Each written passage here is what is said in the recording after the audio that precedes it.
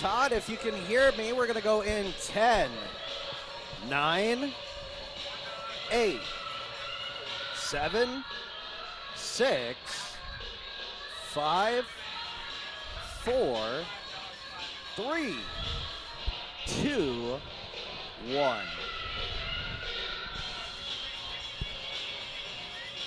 Good evening, ladies and gentlemen, and welcome to everyone listening in on Mix 96.1 FM or watching along with the live stream on PotsdamBears.com. A huge welcome in here from the Maxey Hall Arena on this Friday evening as we are going to have our first game of two this weekend here in men's hockey, as the first game this evening is the SUNY Potsdam Bears taking on Skidmore College with touch.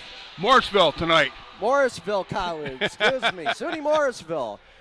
With Todd Truex engineering this broadcast, and with my partner that you just heard, former Potsdam Bears coach John Horn. I'm Taylor Salisbury, and in this game, John, the Bears trying to snap a very long losing streak. The last 2 weeks have not really been fortuitous for them, with the exception of one game here in this home barn against SUNY Canton. They tied that game, but the last 4 games on the road, they have been defeated. Yeah, no doubt about it. And, you know, not to get at the Skidmore thing, but I don't want to see them again anytime soon, because last weekend in that Plattsburgh-Skidmore weekend, I believe that was last weekend. Yes, it was. And they came up on the short side of that contest 9-3. But this is we're in the playoff run here, and the Bears are currently sitting in a tie for that last playoff position. Bears come into this contest right now with a 7-11-1 overall record, 4-7-1 in the conference. Morrisville desperately needing to get on a roll themselves, 2-16-2, 1-10-2. But the Bears right now sitting in a tie for that last playoff position. So really have to get things on a roll here. They're winless in their last 4 games, as you mentioned, even though having a tie against Canton in that, technically a tie, but they did win it in a shootout. But this is a very important game, very tough game to play. This is a game that if you think on paper you feel like you should be able to win this. Had a big win against them down there. I think it was a 6-0 victory in Morrisville. So this is a game the Bears feel like, and home ice, they feel like they should be competitive and come away with a win, but you got to play them. There's 60 minutes here to go. Points are definitely at a premium, especially in this last about 2 to 3 weeks of the regular season in Division III college. As you said, on paper, it seems like it should be maybe easy pickings here for the Bears, as Morrisville has lost their last 14 games, 2-16-2 overall, as you alluded to. But at the same time, if Potsdam were to win here and then win tomorrow as well, you got to think that really they're only bumped up to about that 4th or 5th place position, and then next week if they lose one of the 2 games, they're back out of it again here in that position that they're already in. Well, they're in control of their own destiny here with games that are going to be in play over the next 2 weekends, certainly coming into the last weekend of the year. You don't want to be waiting around for that game to be meaningful, those games to be meaningful, as they will see Plattsburgh and Skidmore on that final weekend of the year. But listen, there's no game that is in the bag here, especially even tonight. And again, having been in the position of playing again in games that you feel like you should be able to come out on top, doesn't mean that you will. There's too many factors going on here, and the goaltenders are going to be a factor. We're going to see Luciano Cinapi in the goal here tonight.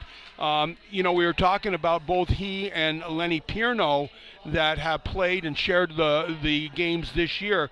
Their statistics are almost identical, so we're looking forward to Luciano having a big game.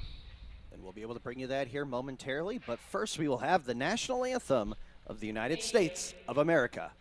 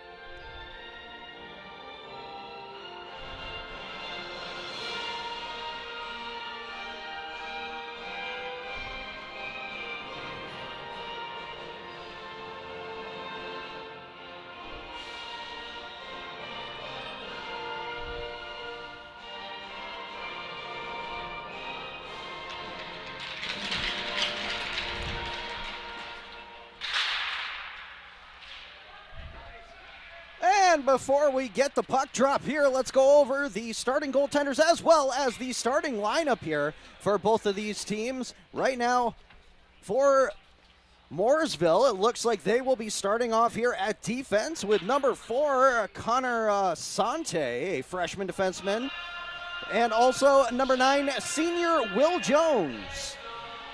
Also on forward will be number 10, Logan Robbins, a junior from Livonia, Michigan. Number 20, Logan James, a junior defenseman from Belleville, Ontario. And then number 21, sophomore forward Zach Nichols. In net is going to be number 30, a freshman, Chad Lowe. He is 6'3", 195 pounds from Auburn, New York. And for the Bears, they're going to be coming out with defenseman number 2, Captain Michael Campbell. Also with him is going to be number 8, Zednik Dobbs, who we always see there paired together. Number 7, Mason Hohen, the senior forward from Highlands Ranch, Colorado, will center the first line with Jacob Hall and Ryan Malmeister. Owen Watson also out there as well. And we did mention that it is Luciano Chinappi's net this evening here at Maxey Hall. Well, I'll tell you, the colors will be easy to identify here tonight. Morrisville in their almost entirely black uniforms. The Bears in their whites and home whites. But the Blacks will be struggling to get those numbers clear tonight, partner. Yeah, absolutely, as it's pretty much a dark gray on black with the gray striping here for Morrisville. And yes, as you mentioned, for the Bears, they're wearing their white uniforms and maroon trim. We're going to get a change in lines right here. The coaches want to get all the players involved right away here. Matthew Perron out there, Max Platon Krasniarnov is going to be on the wing as well on this unit. A little bit of a shake-up, I believe, from this unit. We typically would see Jeremy Cannell up on this line, but Krasniarnov is getting a play here tonight. As Perron will pick this one up for SUNY Potsdam. He passes it below the net for Salas. That one forwarded, and it's going to be waved off on the icing call as that went by everybody.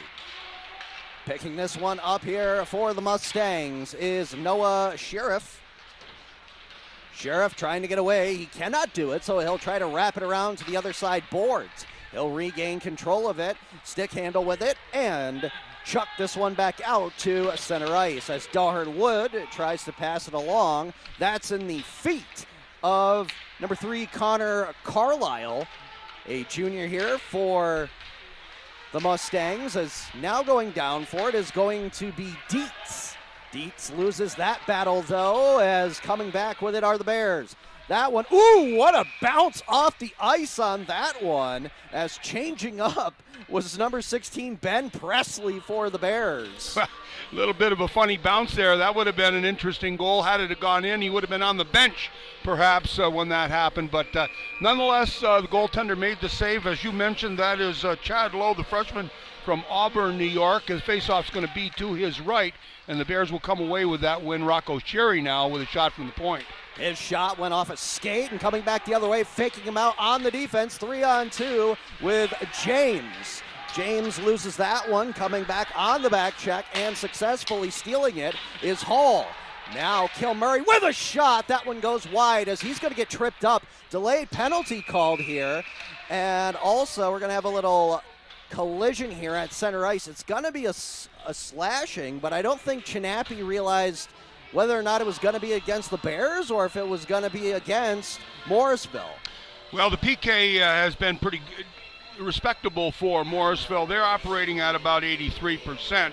The Potsdam power play has slipped down to about 10%. So, both these teams statistically on special teams are in the lower echelon of the SUNYAC League. So, pretty representative of their placement here in league standings. Hall on the half wall will put it back up to the point. Perron to the opposite side of the umbrella. And he'll actually cycle it down and trading positions with Malmeister. He now corrals the puck and will put it back down low in the corner.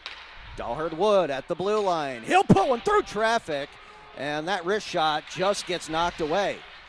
Delhurt Wood looking across, wide open is Hohen. He does not take the shot, got it to Perron, and another snipe gets deflected. Nicely done by Morrisville as they clear it and are able to get off for the change. Real nice play by Chinapi there. There was a leg race to get to that puck. Chinapi came way out of his net to make the play and actually held on to it past the forechecker and was able to make a pass on a nice clear. So nice heads-up play by the goaltender for the Bears. Rushing out of his own zone is Dobbs, and he will dump this one into the offensive territory. 55 seconds remaining in that slashing call to the Mustangs. Working it around, Dobbs will connect on a pass here with Watson. Top of the circle, he looked towards the net, but he'll put it to the side. That one came to the opposite side, back door. However, could not get a piece of it there was Cannell. Here's another shot, they score!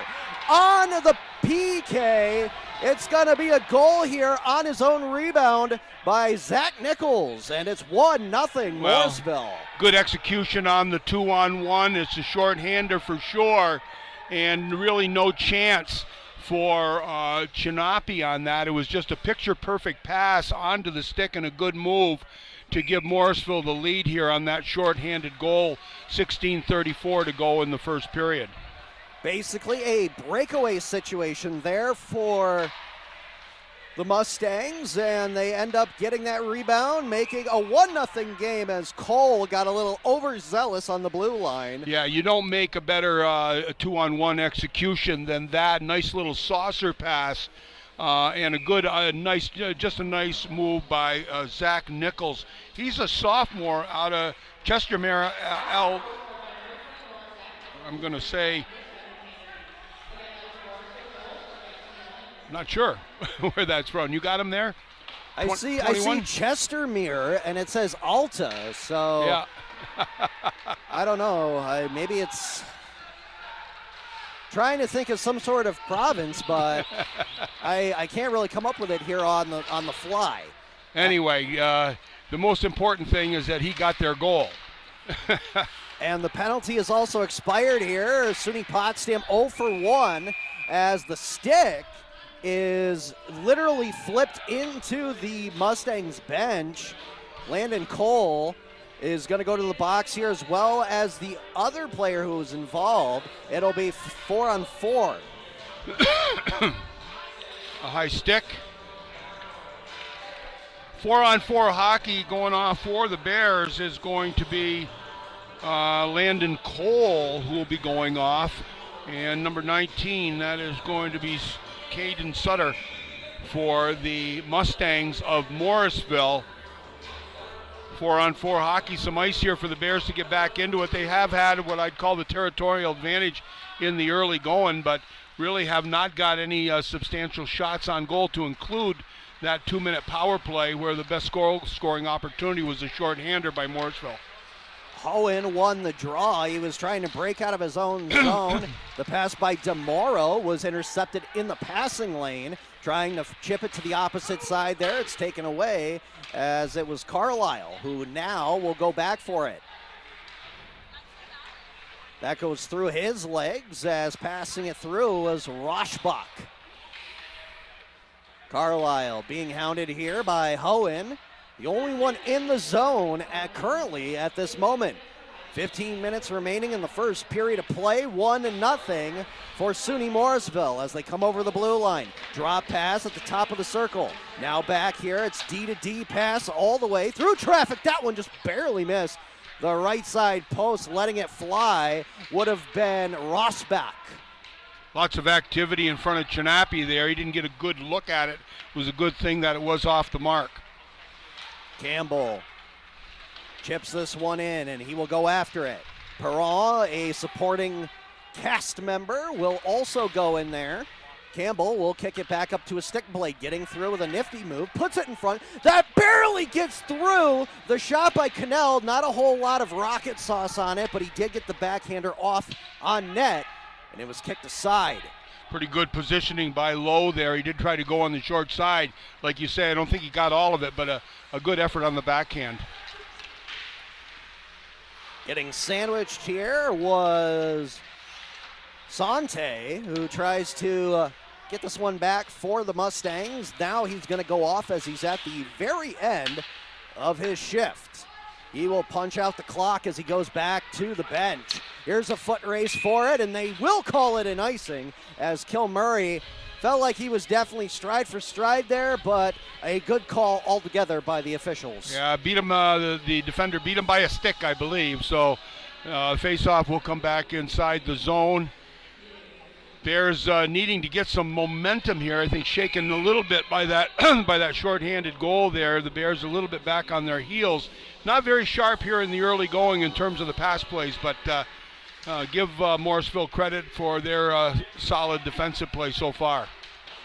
Cole tangos with Ethan Henry there in the face-off circle. Finally it comes free. Cole's going to go after it. He poked it down the ice, and that is waved off on the icing. The Mustangs will try to go to that upper corner, and successfully they do at least get it out to center ice. Coming back with it now with a shot towards the net was Dietz, and that one again hits the end boards. Well, that was up and away off the mark, but certainly got a lot on that snapshot, and it evaded the glove of Chinapi. It's a good thing that it was off the scoring area. So tip in now. Bears will try to get a change. And McCabe really turning on the Jets there. Wow, he just came off like a bat out of you-know-what from that bench area. Well, you know he can pick him up and put him down. He's a good, quick skater. Delhard Wood in front. One-timer! That one is knocked away as it was hopping along on Blanchard. If he could have got a lot on that, that net was wide open. He just didn't get any much of the stick on the puck. Tipped out here by Peyton Felix, and it looks like he might beat his man here in Logan James. He does. Blanchard will grab that one, and he tried to pass it, but he could not do it. That was in front of the crease and kicked away. Then to clear it was going to be Walters. Bears looking for setting up a stretch situation there on the change for Morrisville. The defenseman couldn't get the handle on it to get that moving through, but two-line pass. Malmeister finds it and gives it back here to Siri. Siri will get dumped down to the ice, quickly back up though, and in the play in his respective position. Here's another chance off the pad save, and that barely misses the side of the net. Wide open chance. Ouch. There. Not a good situation there. The misfire really was the lucky part of that whole thing. Wide open net on that shot. That goes off a skate. Here's a chance for Malmeister. He gets tripped up, and no call. Oh my goodness. I can't believe that wasn't a call. I'm thinking penalty shot all the way there on that. That was just not that was a thoroughly missed call on that. However, the icing will be called here against Morrisville. They'll have to bring that same personnel out that they just did. I think these officials might need both of our glasses, partner, because how do you not see that? I mean, that was a bad one. There's no doubt about it. Blatant. And I think that Coach Grace down here below us in the Crow's Nest wants to kind of have an explanation as well. As SUNY Potsdam regains possession, it's Klanow. He will curl away from the danger and pass it back. Campbell shoots it down low. Perron is there, trying to squeeze it out towards the crease. That one again blocked. Here's another shot. And a thunderous shoulder put on there. Nicely done by Robbins as he put it in on Krasnoyarov. Well, that was a block shot high in the zone. Those are dangerous, of course, because everybody's down low, and the defense are stationary on the blue line there. The defense have got to be better, more careful in getting those pucks to avoid the blocks, especially very high in the zone there. Leaving this one was Henry. Backhanded off the boards with speed coming in here. Taking the shot was Henry. That one goes off the blocker of Chinapi. Deflected off a stick blade. It went all the way up in the air, almost into the banners here above Maxie Hall, and came back down on the ice. Kept in at the blue line, shot on net. Not a whole lot on it, but Chinappi is going to say no dice. I'm looking down here at Chad Lowe. I mean, he's been just basically leaning on the crossbar. He hasn't had much action here in the early part of this game. Bears, again, giving credit to the Morrisville Mustangs on their defensive play, blocking shots. Quick turnovers on the exit are really making the plays difficult for the Bears to get any type of zone time. They will get out of the zone, though, and McCabe also is tackled down with no call again by these officials. However, he's a 2-on-1 giveaway. McCabe, oh, that would have been a great setup. However, the defense, as you just said, by Robbins comes up big for the Mustangs. Kicked it away there. Pass looking across the seam for the one-timer. Didn't connect. Good look by the Bears there in terms of examining what their options were, and I think that was a good one there. The angle was not good enough for a shot on goal, so the pass was the necessary play. Face off in the neutral zone, and the Bears will get it and dump it in. Got the neighborhood call there. That could have been an icing call. Here's a chance as Hohen goes down to one knee. His shot goes off a shin. Watson slew-footed and goes down. The puck comes out in front of the net, and Lowe was able to find it in the nick of time as Hohen was sniffing around the yard. Yeah, right there in the blue ice, and a good play by Lowe. Again, mentioning him. He's the freshman, 6'3", tall body from Auburn, New York. He's 1-9-2 on the year, so he's seen the lion's share of the action here for this Morrisville club. So Malmeister will come in for the faceoff against Sutter. Won it back. Shot was taken. Rebound was there. And again, it goes right into the pads of Lowe. I believe it was Hohen who took the initial shot. Yeah, good face-off win by the Bears. Hohen coming from the board side across to get a shot on goal there, forcing the save. So they reset on the same circle. It's Campbell. That went off a hip. Comes back down. Still bobbling and bouncing like a super ball. Finally, it comes up to the blue line. Dobbs will be able to hand-eye coordinate that down low. Through the feet. He'll get bumped from behind and lose control. Advancing the puck forward. Oh, a nice nifty one-time touch pass. Chinappi makes the save with the stick, then tried to smack it away. Luckily for him, it went down into the corner. Well, I think it was the defenseman that stepped up on the play there and avoided the puck. The puck skipped on by him. Good opportunity for Morrisville before the Bears could exit the zone. Mason Hohen just put on a nice slam jam behind the net of Lowe. This will go down the ice, and Salas is just going to let Chinappi pounce on it for the faceoff. Well, this period is just creeping along here, isn't it, partner? So, again, not a lot of motion here yet in the game. The Bears have not been playing with what I would call the urgency that they need to have in this game here. Hopefully they'll pick that up. I'll guarantee you, if they don't get things moving here in the next 8 minutes, they're going to hear it in the locker room, I would bet you. So the Bears got an opportunity to get that blood going here just a little bit better than it is. That one blocked by Krasnoyarov, and he'll put it to the half wall. Salas gets it out of the defensive zone. Now here in front of the scorers table, Perron gets a nice pass from Clanow, trying to shield the puck away. He got a shot off. Beautifully done from a tough angle. Another shot comes in. It's brought down by a glove. That one also goes over the top of the net. Good play initially by the Morrisville defenseman on Krasnoyarov, who was just off the pipe there. He got his stick at the last minute, or that would have been a good connection for an opportunity for the Bears, but a nice play by the Morrisville defense. 7 minutes and 10 seconds remaining here in our opening period as the Mustangs still lead the Bears 1-0.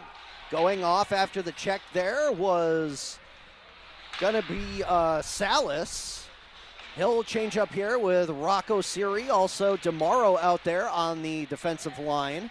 Hall on the right wing, waiting for the pass. However, that squirted free back into the defensive zone of the Mustangs. That goes all the way down the ice. It will be an icing coming back this way. Just want to allude to what you just said, though, partner. I do feel the same way here. I think that in the next 7 minutes, if Potsdam plays the same way that they're doing right now, Coach Grace might pull a Bobby Knight and start throwing some chairs around it near the locker room, if you know what I mean. I'm not. Yeah, that'd be completely against his nature. He's a very composed guy, but I'm sure that he definitely will try to get their attention because the Bears really haven't had the kind of engagement that you'd like to have in this very important game. Puck still loose. Finally, it's taken away by the Mustangs. Chipped in here by DeMauro, and he will back up as Hall will also step out. That one is deflected away, no icing. Chinappy will play it here for DeMauro. Around the boards, Siri back to DeMauro, and he looked for Kilmurray. However, he was telegraphing that pass. He's lucky that it was able to get away with Kilmurray. Yeah, just not really sharp just yet. That went off of Jacob Hall's tape down the ice. He'll go off for the wholesale line change. Fresh new line out here for the Bears in both the defensive pairing and the forwards. Landon Cole will whip this one back down low behind the cave of Lowe. And then he'll hit a man on his way down there for good measure. That was Logan James taken away here by the Bears. Wrap around, knocked away as that was punched by Lowe. Back down low below the net. And I feel like this is going to be the same pattern the whole night. They're just going to take a player on each side and not give anybody a chance at a power play. Well, good stick there by Peyton Felix on the forecheck, and this is going to be 4-on-4 partner as you called. But good stick on the part of Peyton Felix on the forecheck. He was able to follow through and get below the goal line and force some action down there for the Bears, resulting in that coincidental minors being called in front of the net. 5:14 to go in this period. It looks like the Bears it's 4-on-4. They were late putting the numbers up there. So this time, instead of it being Sutter and Cole, it's Cole and James on the matching minors here. 5 minutes remaining in the first 20 minutes. 1-0. SUNY Morrisville in the lead here over Potsdam as Dobbs will try to get away, and he does. With a burst of speed down the left wing side, the drop pass, yes, it will make it to Hohen, and then he has to throw a hard one back up the boards for Campbell, who will dump it down low. Off a skate, putting it back into his own zone, deeper. It will be picked up. Coming out with it is gonna be Tanner Dietz. Dietz across the ice. Only one there's a Bear, and here's a chance if Perron can control it. Oh, he might have had a stride. However, he had to settle it down and also slow down at the same time.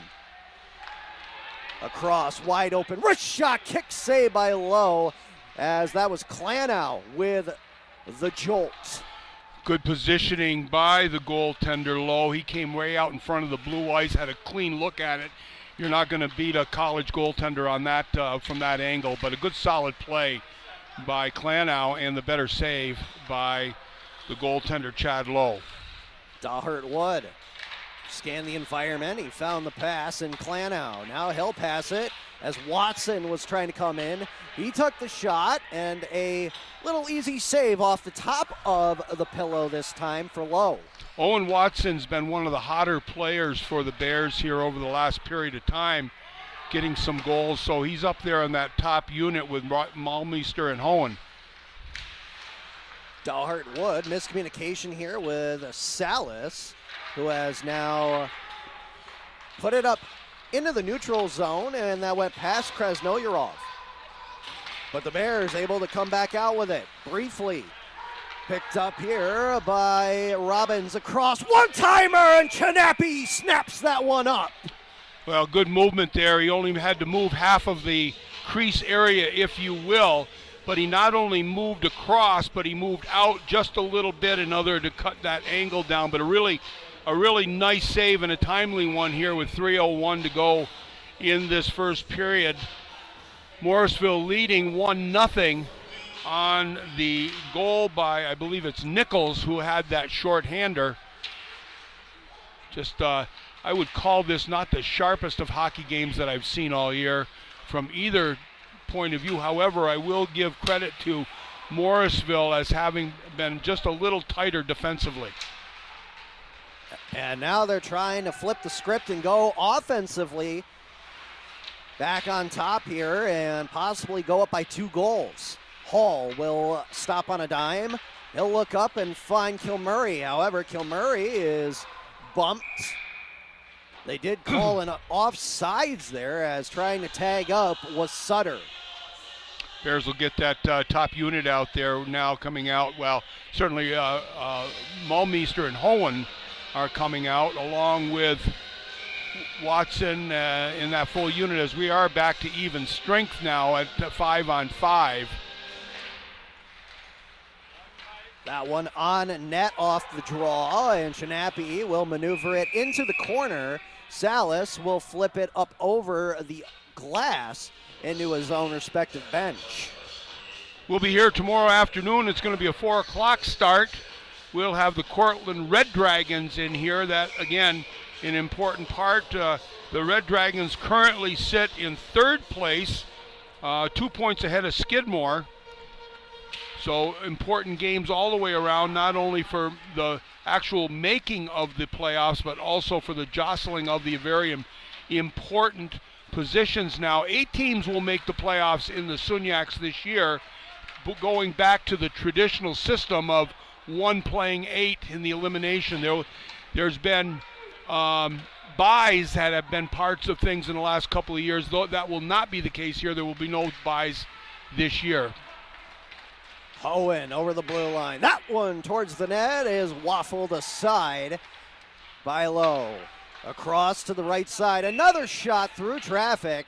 Hohen could not get a piece of it, and it goes right into the stomach of Lowe. Good positioning by Lowe there. He did get a good look at it, even though there was a passing bit of traffic in front of him, but he saw that all the way. 1:40 to go in the first period. Morrisville will lead this one 1-0. We're going to have Peyton Felix on the faceoff to the left of goaltender Lowe.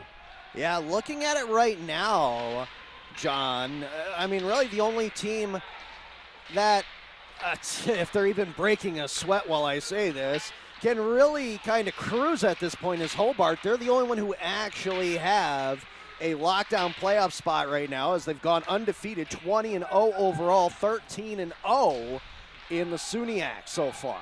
The only thing that's at stake there is whether they'll be in first place or not. Oswego right on their tail, but nonetheless, it doesn't appear that that's going to be much of a challenge. As a matter of fact, Oswego may be playing Hobart tonight. I believe they are, or certainly this weekend. Here's a chance. Oh, that one slid over for McCabe. He gets bodied hard into the glass. Cole has it. He tries to slither in. However, it's knocked away. He could not get the shot off. Good look by Cole there coming down the right-hand side.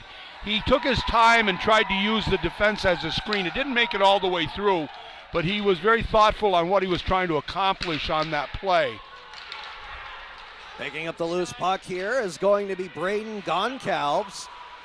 Could not get a shot towards Chinappy's cage. Perron gets sandwiched here on the boards as he was looking to scoop up the puck. 14 seconds remaining here on the game clock as that's flipped up at the red line. Campbell drills it back in. Out of his own net is Chad Lowe. He will shoot this one around the boards towards his own net, and that will end the first period of play here at Maxey Hall Arena. After 1 period of play in men's hockey, it is currently SUNY Morrisville 1 and the Potsdam Bears 0. Bears kind of passively, if you will, heading over to that locker room. They're again, this is a game that requires urgency, and it requires steady play all the way around. And we just haven't seen that out of the Bears as of yet. The urgency needs to be there, especially in games like this. In some games you might be a little bit more passive because you're a little bit leery of the opponent, perhaps. A Hobart, maybe you're gonna try to find your way around things just a little bit. But in this particular game, you've got to be the one that carries the play, and we just haven't seen that out of the Bears here. In the first period, at 3:25, it was Zach Nichols that would pick up the shorthanded goal. Tanner Dietz would pick up his 9th assist. That was Zach Nichols' 2nd goal of the season. Shots on goal in the first period had the Mustangs out shooting the Bears to the tune of 11-9. For the Bears, definitely is going to have to be a huge regroup here between the periods, as they need to get a little bit of pep in their step going into the second, and that's what we will do here as well. We are going to take a timeout and be back here in 10 minutes, and we will go over once again your statistics of the first period and your out-of-town scoreboard. We will be back momentarily on Mix 96.1 FM and PotsdamBears.com.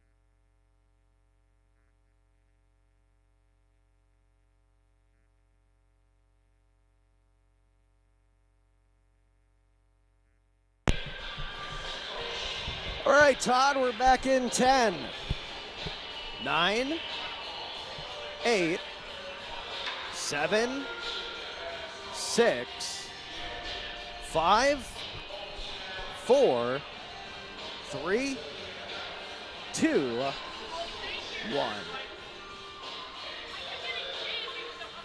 Back here in the first intermission at the Maxey Hall Ice Arena, as currently the Morrisville Mustangs hold a 1-0 lead over the SUNY Potsdam Bears here this Friday evening in men's hockey. And welcome back indeed for Todd Truax engineering this broadcast on the Mix 96.1 FM radio side, and for my partner, the former Potsdam Bears coach, John Horn. I'm Taylor Salisbury, and John, in that first period of play, we were kind of talking about it here between the periods. It just seems like the Bears, not really necessarily flat-footed, but it's just like they're not showing that emphasis, that oomph that they need to get going here, as they're already down 20 minutes out of 60 here this evening.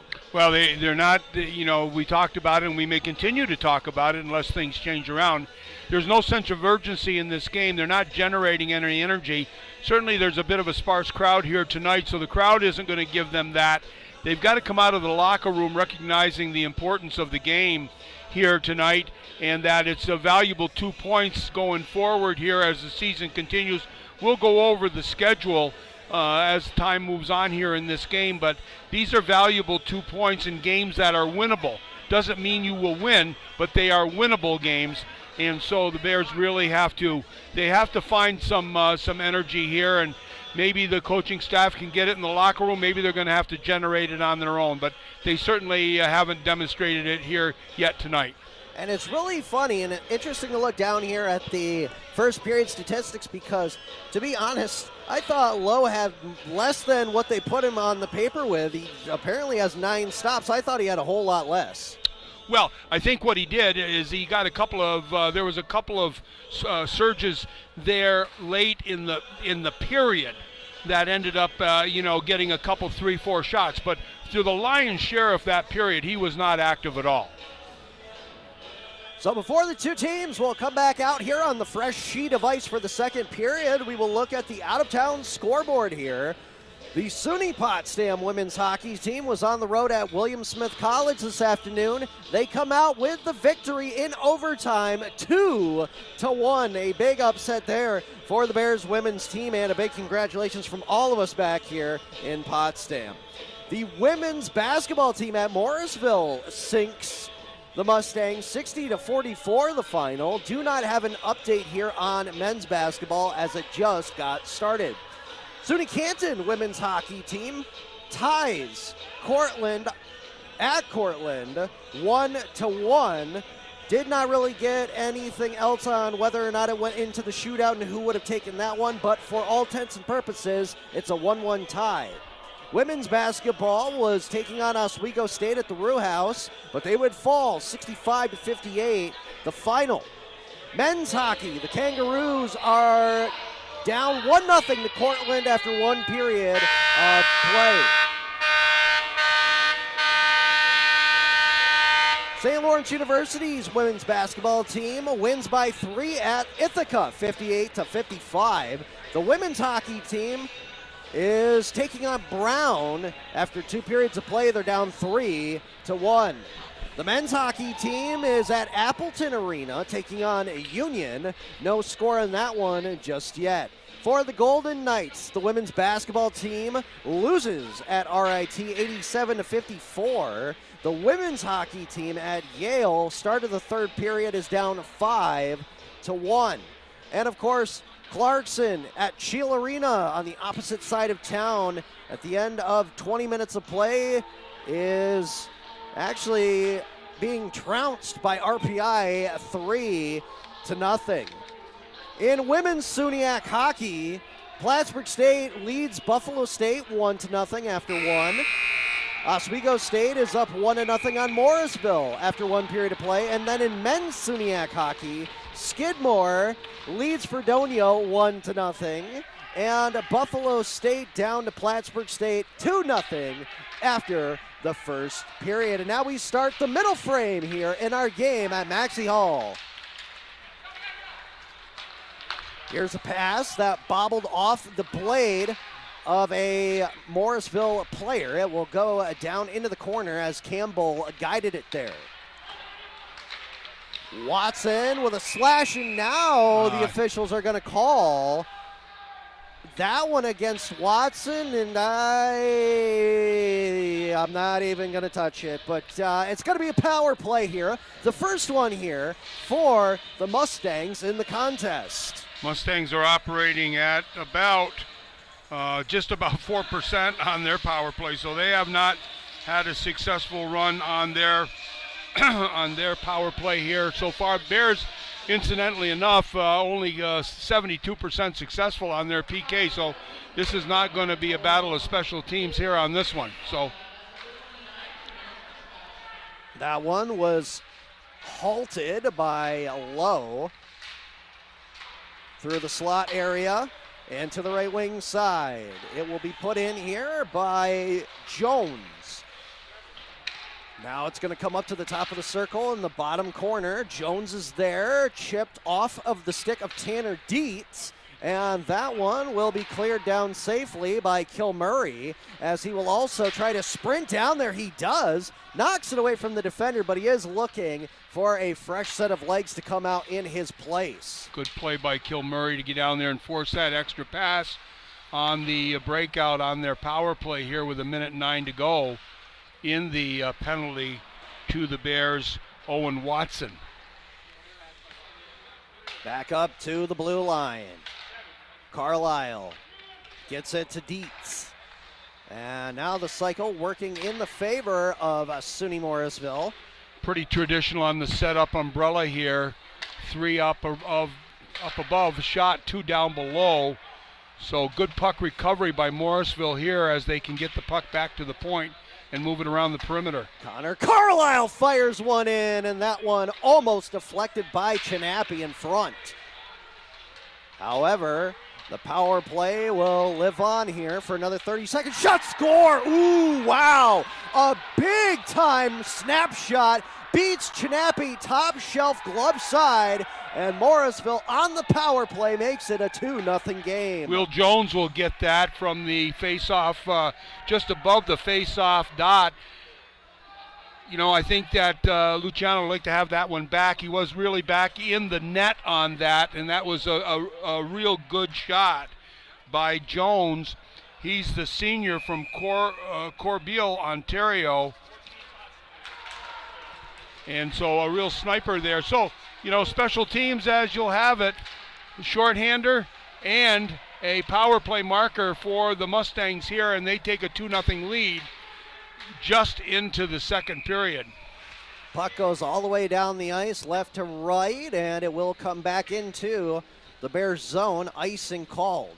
Well, if a 2-goal deficit doesn't get your attention, nothing will. And so we'll look forward to the Bears and seeing how they answer back here. But right now, the better the play strategically has been with Morrisville, in my opinion. Certainly strong defensively, not giving a lot of opportunities in front of the net. Bears have had some zone time, but nothing significant to give them good offensive opportunities. Hall with one hand on the stick, tries to backhand this one past a player. He does.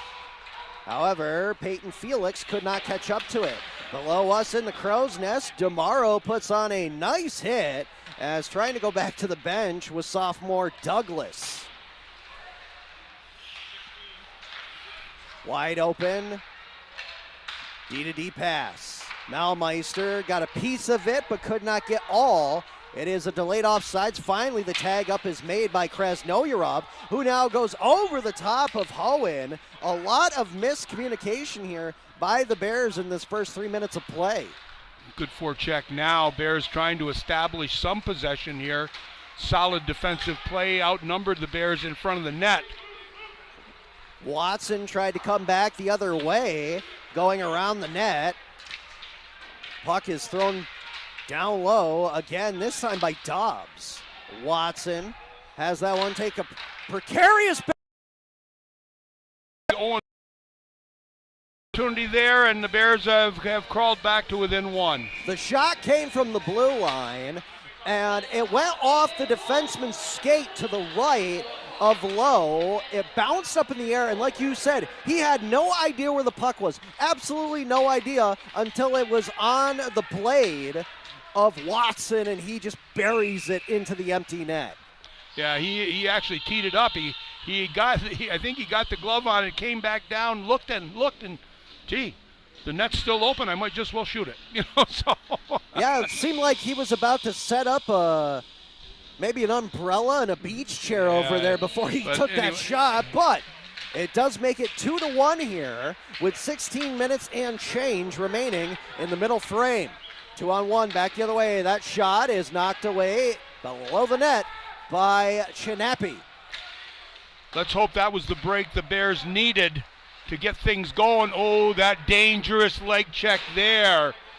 Oh, my. Yeah, feeling the effects of it was Connor Sante as the freshman from Baldwinsville, New York, just gingerly tries to make his way to the bench. That was Bears lucky to get away with that one. Hohen in front of the net. Campbell did not have his stick down, so it went all the way to the opposite side on the blue line.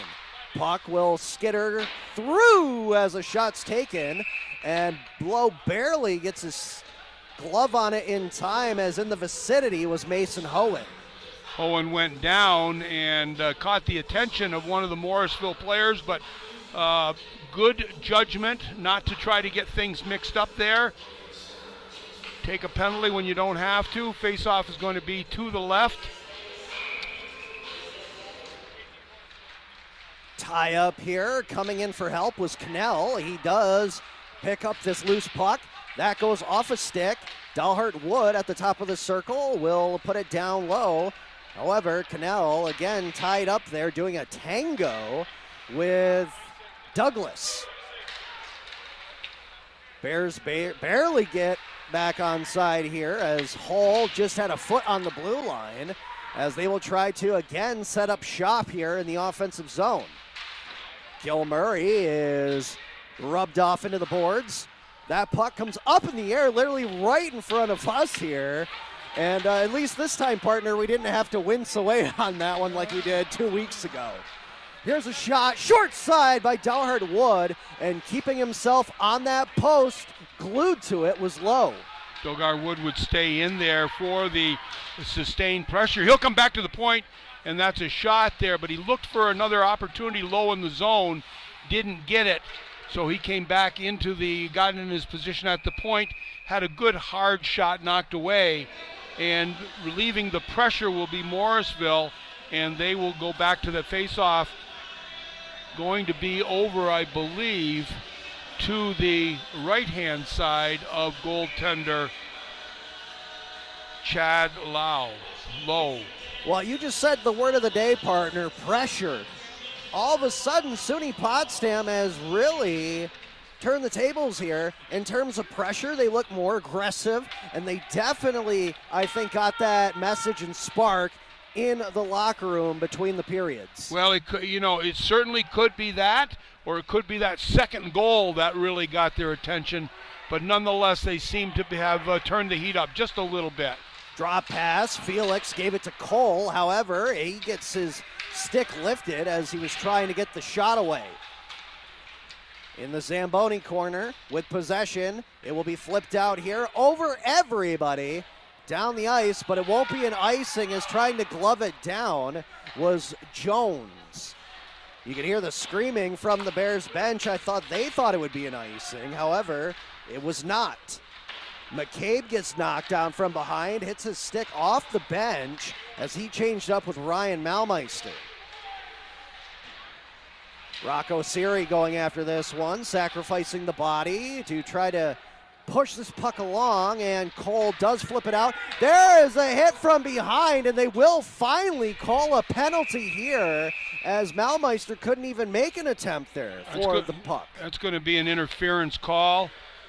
Good call there. They saw it. The back official picked up on that. Finally, we get the break. We didn't even talk about the missed call in the first period on Ryan Mulmeister, who had a clear breakaway and was tripped. I'm not sure how anybody could miss not making that call. I thought it was going to be for sure a penalty shot, and it ends up not being a call at all. Absolutely. I think the vendor, who literally was blocked from the sight of the away net, could even see that one. But we've seen that a few times here. We saw that. We saw the leg, the precarious leg here at the blue line that wasn't called. It just seems like, I don't know, it's a little bit inconsistent, but right now the Bears will come out here with the power play. Pass back, and this goes down the ice. Malmeister could not pick it up. SUNY Potsdam already 0 for 1 so far on the man advantage. With plenty of time, 1:34 remaining. Perron is stopped. Gave it back to Malmeister. Hall tried to get a tip from Hohen in front, but again, he is tied up. Back to Malmeister. Daughtard Wood connects on a nice, crisp pass. That one goes by Hall, and Lowe smothers it up on the top of the crease. Interesting look there. I think the defenseman wanted a return pass there. I think it was, I think it was Matthew Perron who had the thought of maybe steering it towards the net, but it was a soft shot and an easy save for Morrisville. Watson wins this one back here to the blue line. With it was Dobbs. Dobbs, miscommunication. Somehow Campbell able to keep it in, as that one was about centimeters away from going over the blue line. Dobbs, shot, hit somebody in traffic. That was Clanow, who was in the slot area. And then SUNY Morrisville clears it. Bears have 47 seconds to go, and the advantage really nothing really to show on this power play. A very generous call on that blue line there. I thought it was offsides, but nonetheless, really clogging up the middle here and in the lanes. The Bears can't seem to find an open shot against this defense on their PK. Campbell across for Watson, as he was not able to tee it up, but he will go around. Oh, puts it out in front of the net. Clanow again just could not get the composite on it. Yeah, difficult position of the stick to handle that pass. Here's a chance as that one goes off a blade, and the shot is knocked away from Cannell. 4 seconds remaining here on the power play opportunity, as getting out of jail for free on that was James. Watson will fight for this one. Nicely done as he scurries away with the puck. He gave it to Dobbs, who swings down. That one goes off the crossbar and into the net. Oh, Dobbs had a tremendous opportunity, and he puts it just a little bit too high. Good little move out there high in the zone to get some skating room to come in and take that shot from just about the face-off circle. Puck out of play, will remain the face-off to the left of goaltender Lowe. 10 minutes and 43 seconds remaining here in the second period. It is now 2-1. Mustangs over the Bears after a rebound goal that was scored by Watson. Here's a 2-on-1. Kilmurray took the shot. He had on the opposite side Krasnoyarov, but I don't think he thought he could slip it through the defenseman there. Well, I'll tell you, you know, give credit where credit's due. Lowe with a great save. He just held his ground. Said, if you're going to beat me, you're going to have to beat me. I've got a good angle on you, and he tried to go 5-hole, and it was a good save. Kilmurray loses that draw this time, but will quickly pick it back up here for the Bears. Some more offensive pressure put on as McCabe cannot navigate it to the net of the Mustangs. The passes have just missed ever so closely. The Bears are getting some looks. Turnover by the Mustangs have allowed the Bears to retain the puck, good puck recovery, but they have not been able, just missing some of these good opportunity on the passes. Bears had to come out on the delayed offsides. DeMoro had it bounce over his stick.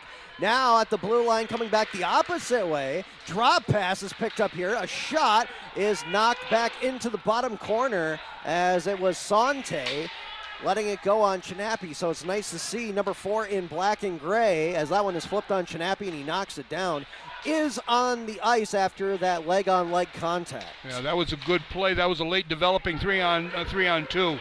And here's a 2-on-1 back the other way. Hohen and Malmeister. Wrist shot is paddled away. And there was really no rebound in sight for SUNY Potsdam. Well, that was a nice play by the Morrisville defender trying to see that number over there. It looks like number 8, Wyatt Allen, that was able to get back and take away that 2-on-1 opportunity, forcing the shot and allowing Lowe to get into a good position to make the save. Flying in with a hit that time was Siri, and now he's going to lay on another one for good measure on Fisher Moore. Meanwhile, that one is shot on net. Lowe makes a save, and we will get new lines for, well, I thought we were going to get Potsdam because they're huffing and puffing. However, it's just going to be Morrisville on the change. Well, much like this matchup there, they have had a little bit of a sustained time on the ice, but coaching staff likes this matchup right here on this offensive zone faceoff. Krasnoyarov planted himself literally behind dead center.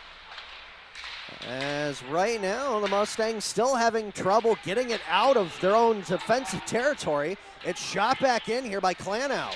Perron will get to it first as he is pressured from behind. He'll get bodied into the boards in the Zamboni corner. However, he's doing a great job using his body to shield the puck away from the defense. Finally, he loses control of it, but Morrisville can't really corral it as SUNY Potsdam is able to just track it back down here.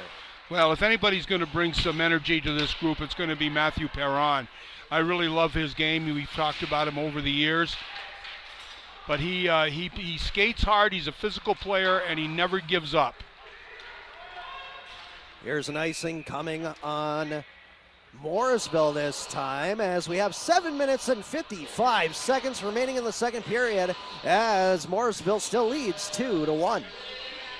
The Bears have had the majority of the zone time here in this period. There's no doubt about it. We talked a little bit about the opportunities that they've had. Good puck recoveries have resulted in a passing opportunity for a goal-scoring opportunity, and just ever so slightly missing the stick. And so the goal-scoring opportunity went away. But nonetheless, the Bears have forced Morrisville to stay in their own zone for quite some time.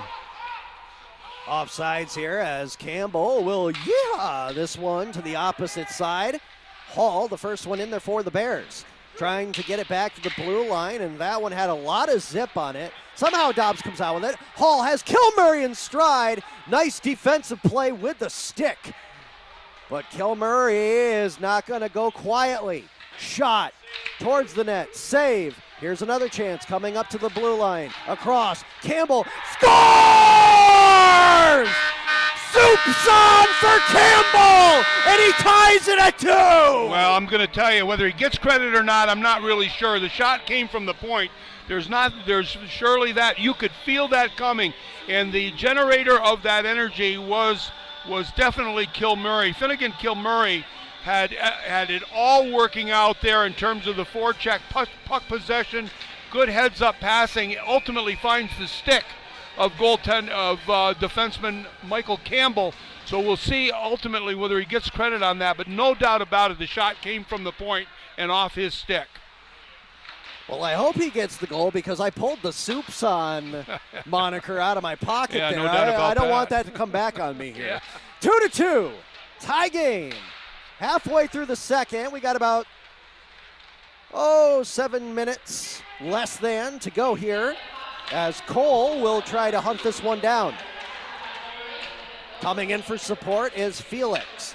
Pass backwards, DeMauro lets it fly, and that safely makes its way into the trapper of Lowe. And you got to think, Morrisville's on their back heels now after those last 2 goals by the Bears. Well, there's no doubt. The Bears have stepped it up, and that's what it took to get things really off and running. And I think it was that goal that said, hey, look, we got to.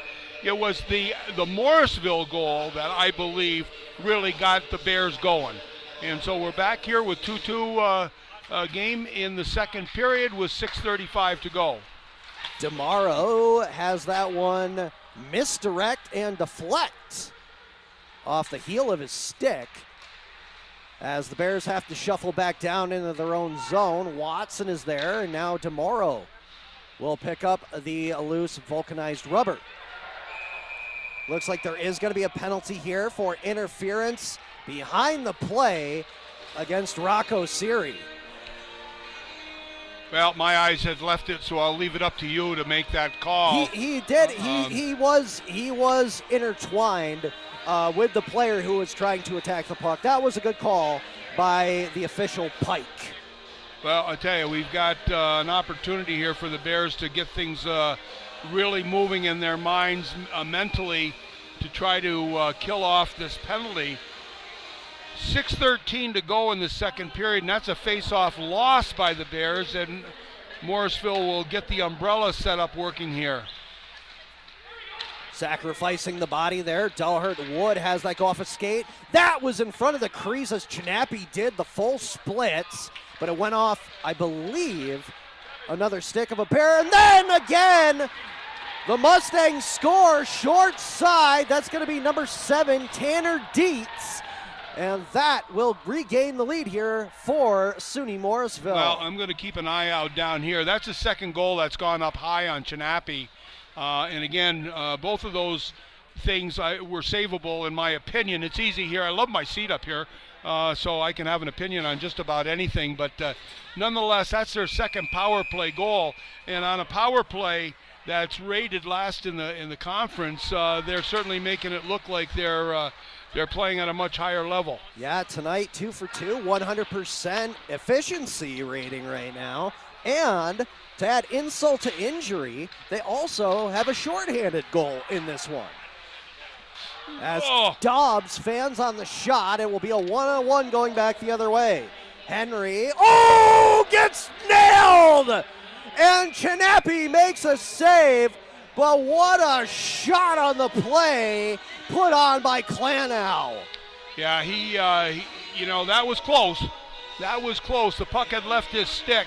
There's no doubt about it, but it was, in my opinion, a good no call there. But the puck had long gone to the corner and could have been a call either way. But nonetheless, it wasn't.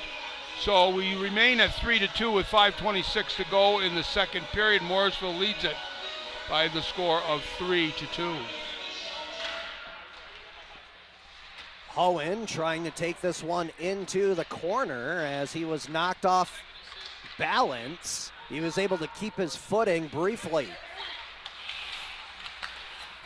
Off the boards, it's picked up as it goes off a skate. Watson tries to grab it here for the Bears. Malmeister also in there. Hohen puts a check on, and he almost could have gotten a high sticking call as that one came up on Rossbach.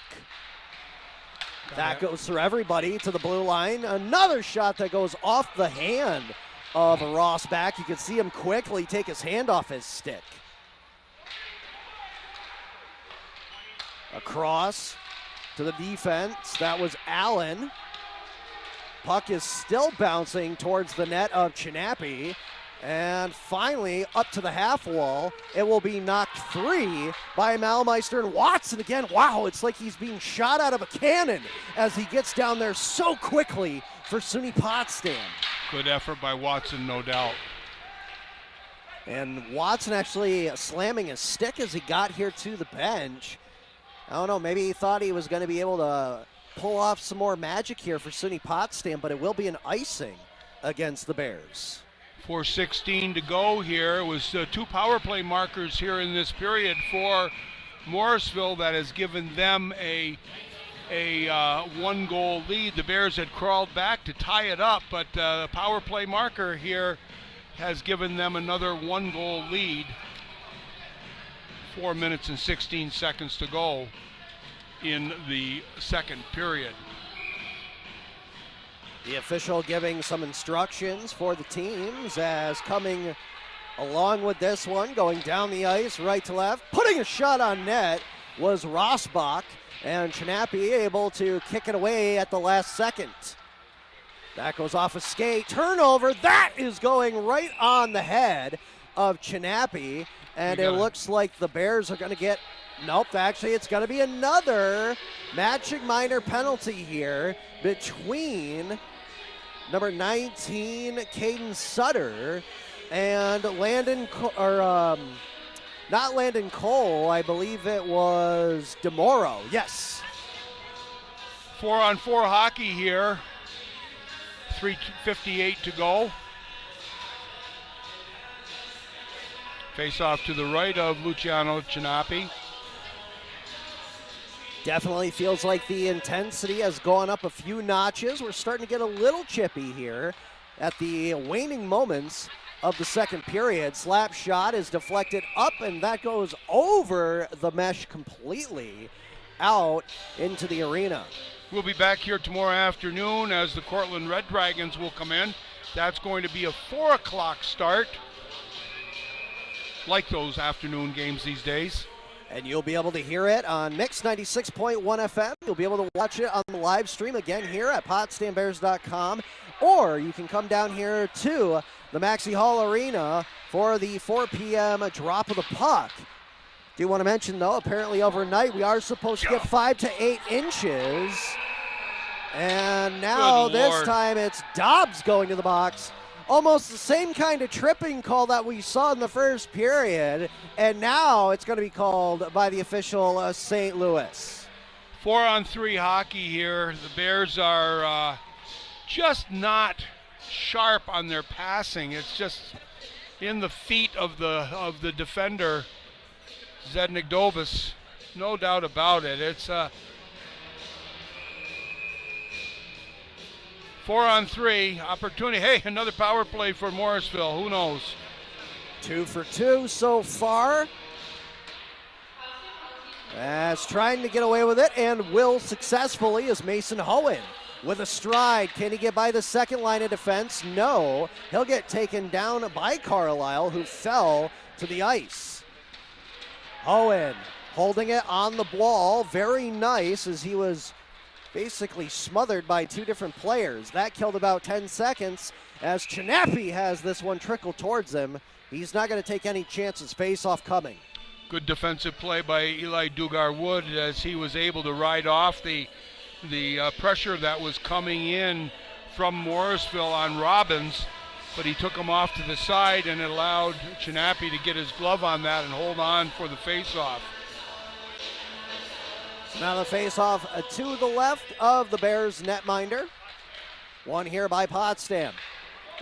Up the boards, it's a foot race. Can Kilmurray get in? He tries, cutting, could not get the shot away, and there will be a penalty called this time. It will go against Carlisle of the Mustangs, and that will even out the play again as the power play will be exhausted.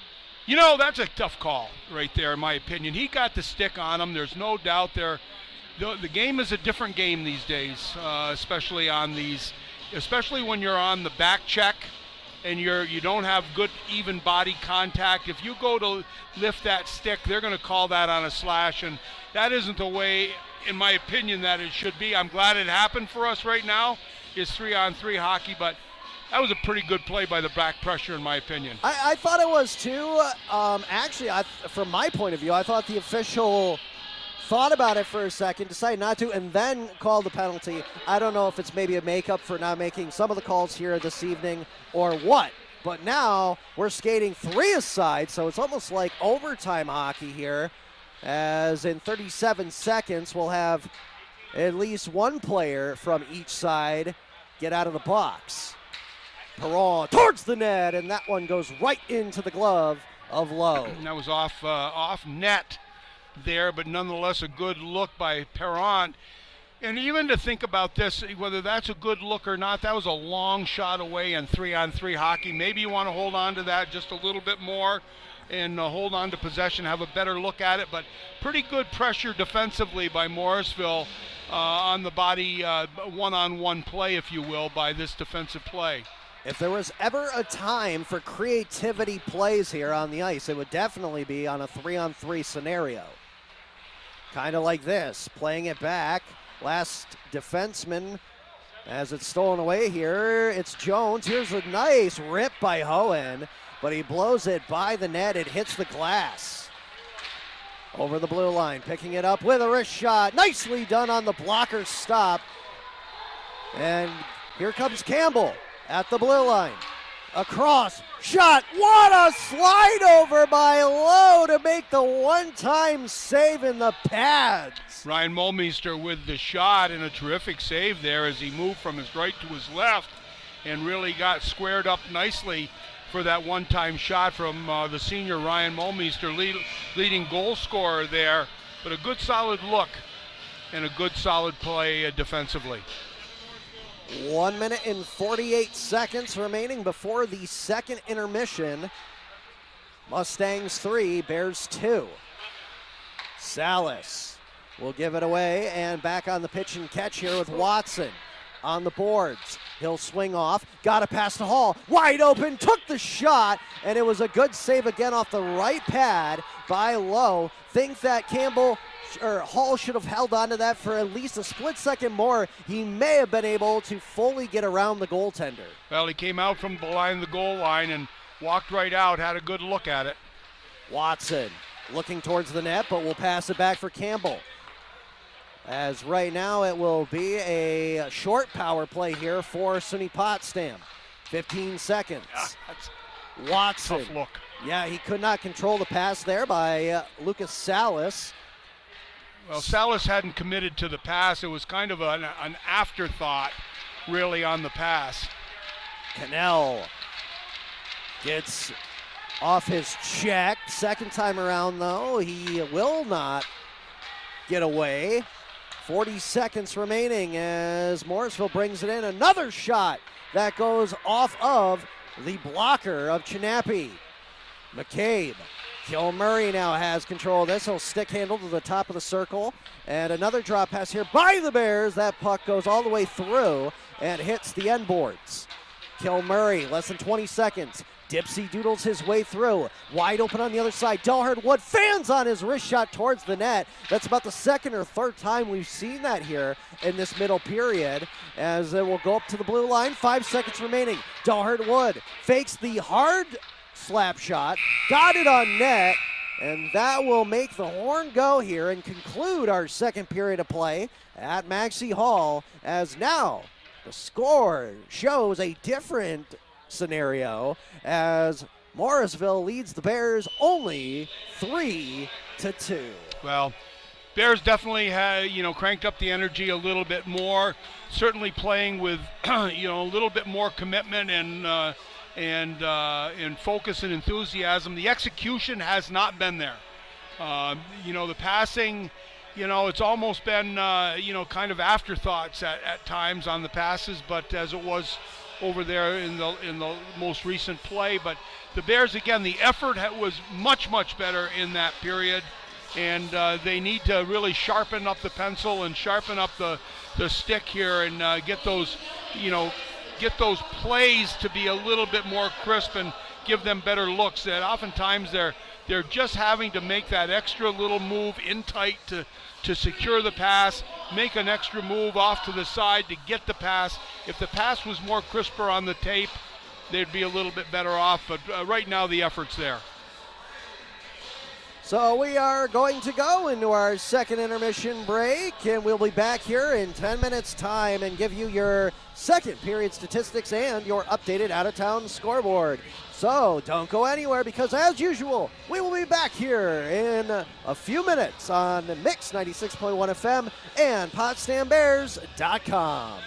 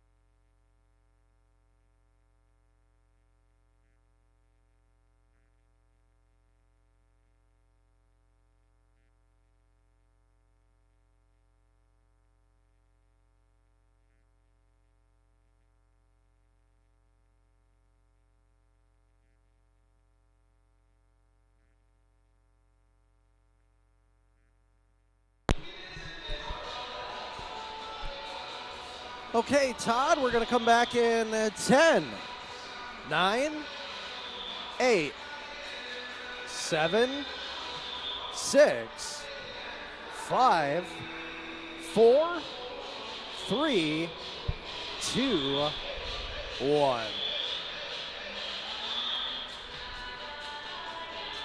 And welcome back here, ladies and gentlemen, on Mix 96.1 FM, or if you're watching along with a live stream on PotsdamBears.com. Thank you wherever you are here watching or viewing across the sound waves on this Friday evening. It is men's hockey, and after 2 periods of play here at the Maxey Hall Arena, it is currently the SUNY Morrisville Mustangs 3 and the SUNY Potsdam Bears 2. With Todd Truax engineering this broadcast, and for my partner, the former Potsdam Bears coach, John Horn, I'm Taylor Salisbury. And before we get into the second period statistics and we talk about what the Bears have upcoming here going down the tail end of the SUNYAC stretch, we will give you your updated out-of-town scoreboard. As we mentioned, the SUNY Potsdam women's hockey team defeated William Smith 2-1 on the road in overtime. A huge win for the women's hockey team. The women's basketball team lost at Morrisville won at Morrisville 60-44. The men's basketball team was at Morrisville and right now they're at the half. They're down 42-35. SUNY Canton women's hockey team ties Cortland 1 goal apiece. The women's basketball team will be defeated by Oswego State 65-58 at the Ruse House. Men's basketball also at the Ruse House. They are down at halftime by 5 points, 46-41. Meanwhile, the men's hockey team right across the way would be playing Cortland, and after 40 minutes of play, the Red Dragons still have a lead 1-0. St. Lawrence University's women's basketball team squeaked out a victory 58-55 over Ithaca.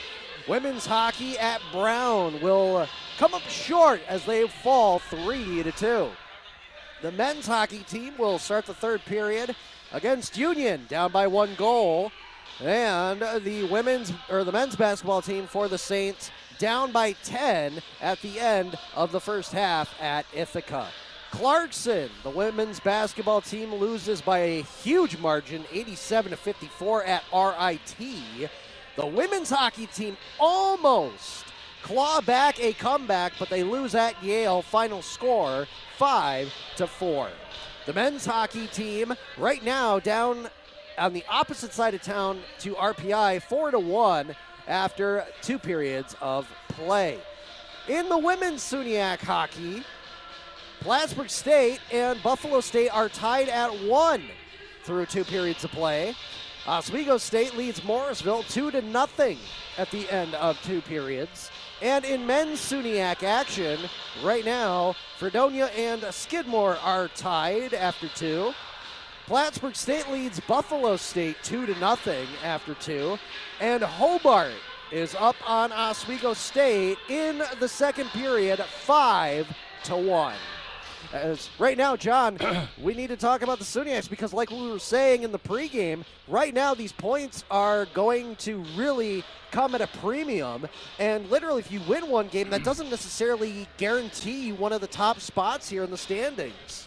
Well, the SUNYAC standings with Hobart on top, Oswego in second at place at this point, looks like Hobart's going to hold on to that 4-point lead, actually stretch that out to a 6-point lead in that, holding on to that first place position. They currently, prior to the game, at 26 points, and that would move them up and keep Oswego at 22. Cortland could pick up a little space on Oswego should they win, but Skidmore in 4th place, Buff State and Plattsburgh tied, and then Canton would be in there as well. But Fredonia and Potsdam currently tied for that last playoff position. So very important 2 points available here for Potsdam tonight.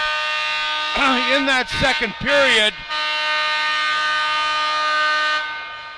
Morrisville would stretch out a 2-goal lead early in the second period with Will Jones getting his 3rd of the year.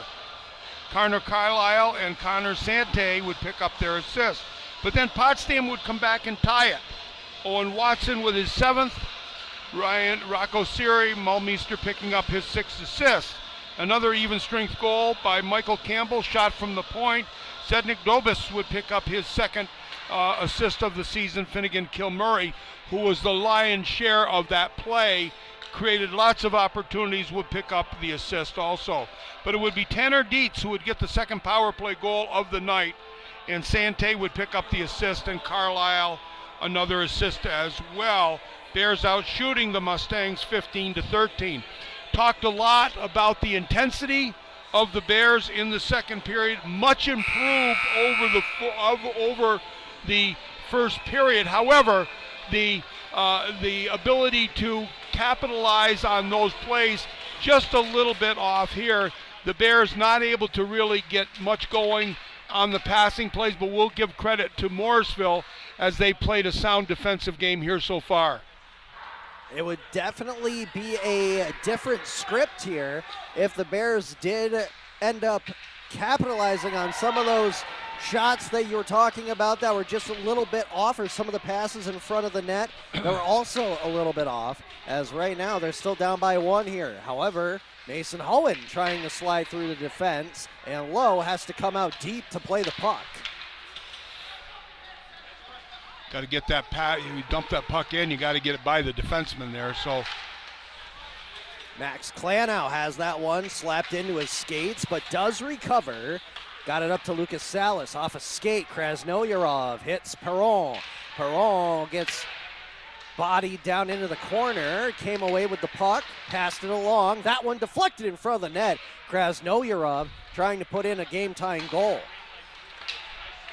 I will tell you that I think that Morrisville has done an excellent job getting in the shooting lanes. They blocked a lot of shots here, and they're very, very aggressive as they are able to man up, if you will, to the stick side of the shooter. So they've done an excellent job on their blocking of shots. Coming out of the rugby scrum with it was Zembricki, but he'll go all the way down to the Zamboni corner and will lose his lunch money, so to speak. Krasnoyarov has this one below the net of Lowe, and he'll get knocked down with almost like a German suplex maneuver by the defense. Hall able to knock this one free and put it back down into the offensive zone. As he goes after it, it bounces off the half wall. Cannell gets away from his check. He absorbed that blow and left it for Hall. Behind the net, Hall back up to the half wall. He'll get hit from behind. Rocco Siri now puts it back down low on the opposite side boards. Kilmurray slaps it towards the net, and it just misses, as in the vicinity for a deflection was Jacob Hall. Hall will clear this one into the zone and will go off for a change. McCabe will come in for him. And now McCabe has the puck on the left wing side. Wrist shot towards the net is knocked again away with the blocker of Lowe. Like that play coming down the left-hand side, McCabe shooting off the stride, just really picking him up, putting him down, and was able to get that quick shot. Oftentimes hard to judge when you're not going to tee it up and the goaltender has an opportunity to say, well, the shot is coming. But he was really, shooting off the stride is an art, and he does it very, very well. Hohen coming back in here for the face-off, but that one is going to be won by Clark Furman, a freshman from Regina, Saskatchewan. Here's the breakout. Deflected in by the Mustangs. Campbell the first one there to the puck, and he will backhand it around the boards. Picked up here by Watson, who was coming on the back check. Tried to look for Campbell, little too out far in front of him, bounces it off the boards to himself. Now he does it, this time to Melmeister. A chance, that pass, it was going to Hohen, but again, a great defensive play by laying down on the ice there by Allen. Well, good look for the trailer. The Bears had that look, just couldn't connect it. Melmeister, can he get by the defense? He cannot. Carlisle sticks on him like butter on rice. He tried to pass it out in front of the net. It's still loose as both teams are now colliding on the boards. Clash of the Titans, as coming away with it was Morrisville. That one is thrown back in here by the Mustangs, but the Bears will quickly come back the other way. Klanow was looking for a home run pass through the tee, but he could not capitalize. Shot towards the net. Chinappi barely gets enough of it to knock it away. I'll tell you, Morrisville makes the most out of what they have here, and certainly with their ability to get numbers back defensively. Their back pressure has been outstanding here tonight. Very rarely do you see an odd man rush in terms of the Bears' opportunities offensively. The numbers have been strong by Morrisville to get back into the play defensively. That puck bounces off a skate, and it will be brought back the other way by Morrisville.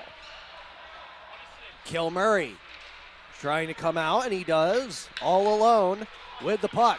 Stick handling, he'll be pressured from behind, and he does spin away from his man, but then he is taken down and being ridden from behind by Miles Douglas. Again, good back pressure there by Morrisville.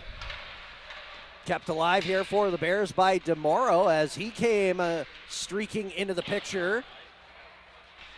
Now the puck comes to the neutral zone. 14 minutes and 33 seconds remaining here in the third period as Morrisville leads Potsdam 3-2.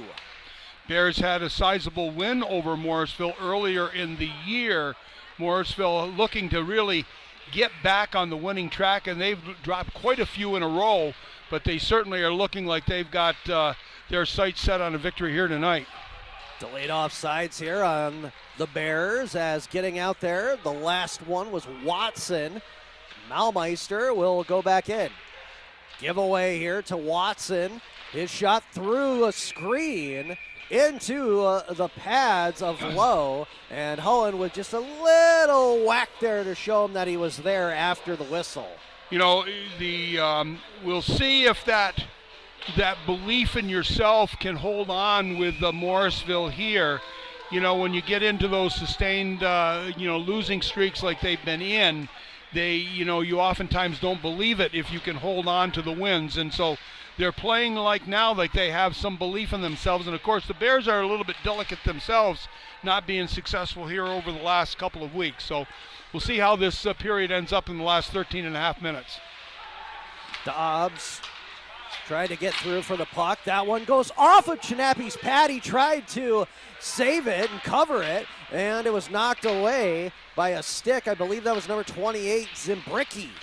Here's another deflection towards the net that Chinappi steers into the corner. A third one that he's able to make a great stonewall attempt on. Good play by Chinappi and all of those. Good concentration, good positional play. Very sharp mentally here and making those 3 or 4 saves. Beautiful angles by Chinappi, absolutely, without a doubt. And he keeps his team only down here by 1 goal. As, losing his footing there on that one was James, and it almost spelled disaster on that opportunity. James back on it one more time. Peyton Felix trying to swing down low for it. It went up over his stick. On the opposite side, left to right, was Sante, but he could not bring it out of midair on the saucer pass. Slowing the pace down here briefly was Dawhard Wood, but Morrisville says we're going to play it our way right now, and that's a little faster paced style. As getting the shot on net that time was Nichols. He was looking for his second one of the game. That whole offensive surge was led by a not a very good exit pass attempt by the Potsdam Bears defense. The pass was in the skate of the forward, and they were able to turn it over and maintain good offensive opportunities there. Jumping over the blue line and leaving the pass, it's Will Jones. in front of the crease. Nobody could get tape on it. And here's an odd man rush back the other way. 3-on-2 for the Bears. Krasnoyarov puts it towards the net. Perron could not catch up with it. Rocco Siri pinches down low, and he goes below the goal line. He keeps going for it. Tremendous solo individual attempt here by Rocco Siri. Now finally Perron tries to help him out here as he scrapes this puck out of the loose feet. Back up to Siri. Slowing it down. Shot off the chest of Lowe. The rebound was there. However, Krasnoyarov couldn't get a handle on it. And the defense for Morrisville were there to clean up the business in front of the net. So good positional save by Lowe. He got it a high off the chest, couldn't control the rebound, but the defense was there to pick up the loose garbage.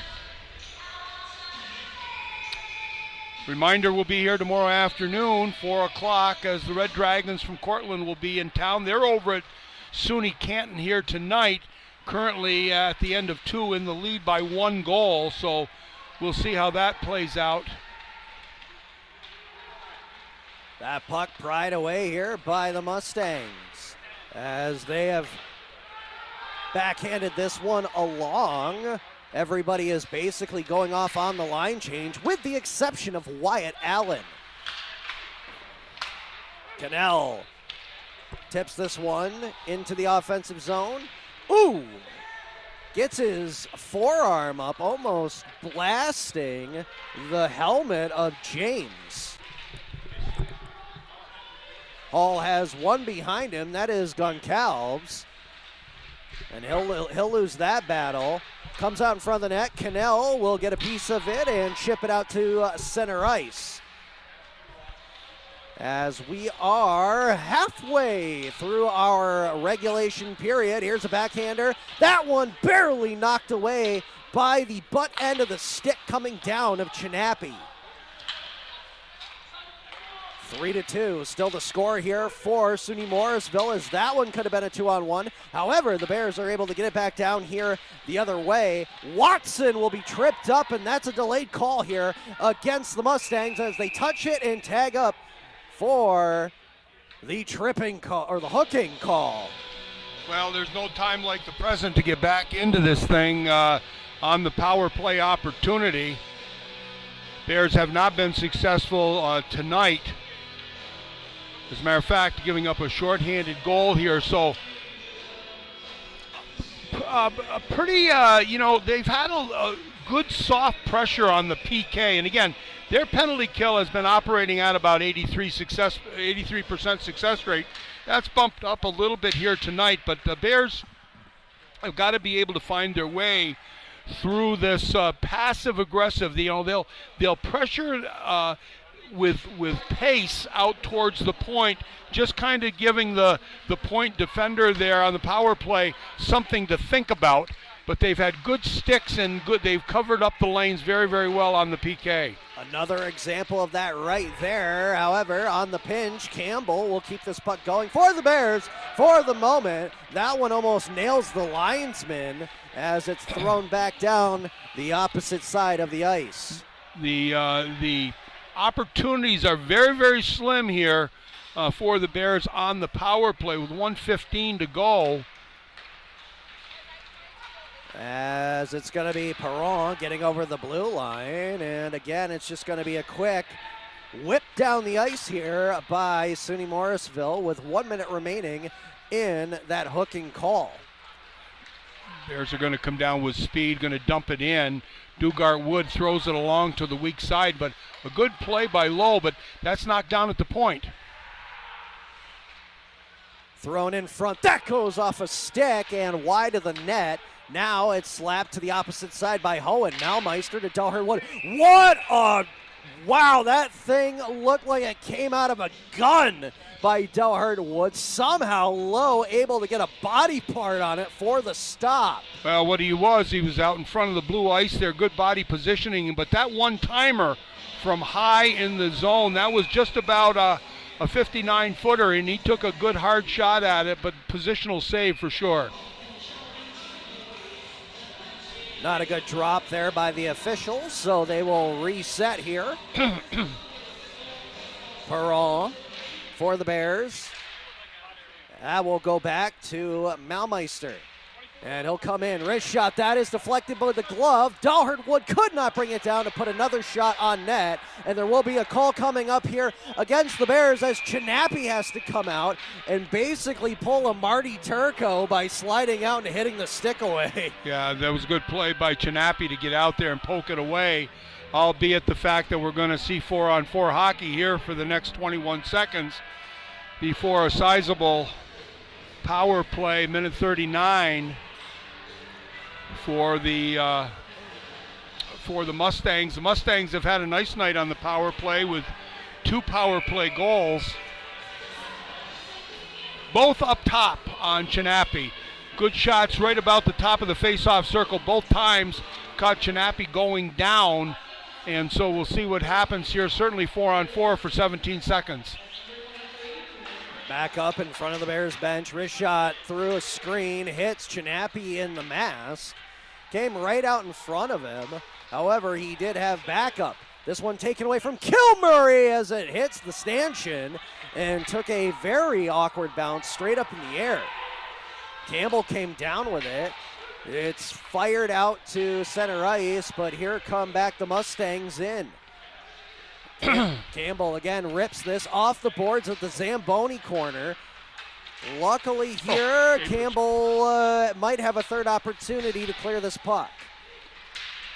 Picked up here and passed to the blue line. Carlisle across to the point. That is going to be Sante giving it back to him on that right faceoff circle. Down low, they're trying that short side play, and Chinappy able to come up with a save or two as the puck comes over the blue line, less than a minute remaining in the Bears penalty. Pretty good effort here by Morrisville so far. The Bears have avoided it, but they've had good keeps, and Bears have had errant passes to try to get out of the zone, allowing the puck recovery fairly easy for the Mustangs. But they're going to come down here with about 39 seconds to go. That's going to be an icing call, so tough call there for the Mustangs, trying to stretch it out there just to get a little bit of a break, and the puck goes all the way down the ice for the icing call. Not sure if Zimbrecki was looking for the home run pass or if maybe he just didn't realize where the puck was, because he was trying to tag up on a delayed offsides. Cannell off the face-off just pokes this one over the top of the net, as the Bears were looking for their own shorty in the game. Skating left to right, crisscrossing here is Robbins. Dahlhard Wood will pin him along the boards, and Hohen is able to throw this down the ice. That will complete the penalty kill here, as finally the Mustangs miss an opportunity on the power play. Maybe that will be the momentum to move the pendulum back in the favor of Potsdam here with less than 6 minutes remaining. There's going to be the icing call is waved off. It's certainly a timely penalty kill for the Bears. Let's see if they pick up some momentum. Shot by Watson, rebound by Malmeister. He could not hit it out of midair. On the half wall, Henry trying to go back up top. He's cut off. Watson is there, as well as Siri and Perron. And now DeMoro loses an edge here, as taking it away is Sutter. Sutter trying to curl in behind the defense of SUNY Potsdam, who they really have to be checking on right now, as at the blue line. Here's a shot towards the net. Oh, what a beautiful extension by Chinappy on the snapper. That was a good look there. There was some net available. He had to get fully extended, that 5'10" body there. One of the, not a very long goaltender, if you will, in comparison to Lowe, who's 6'3". Chinappy comes in at 5'10", and he had to use all of that to make that save. Chad Lowe also has a weight advantage on Chinappy. If we're looking at the tail of the tape, Lowe 195 pounds, Chinappy only 170 pounds. Well, you wouldn't really see it here if you're looking from our point of view. I mean, it does look like Lowe has a little bit more in the middle, but Siri knocks this one out of the air, and they said it was not going to be a high stick, but then the linesman in the back calls it, and going to call tomorrow on that. And I think that's a good call. That's a lack of concentration play on the young defender there. Gonna try to plead his case, and Mr. St. Louis, much like his father, would not have any time to listen to that. Yeah, he was. I think I literally heard him say it was that was a stupid play on his part as DeMauro was pleading his case. Yeah. So 4 minutes and 40 seconds remaining on the clock. Mustangs still lead 3-2, and now they have another opportunity on the power play to the left of Chinappi's net. With possession, Connor Sante puts it down low. Now he gets it back. Sante across to the right wing side. Defense shoots it towards the net, and a great stop on the legs by on the shot by Carlisle. Well, it was Chinappi with another good save. That was a lengthy shot for sure, but a lot on it. So, but again, good position by Luciano to make that save.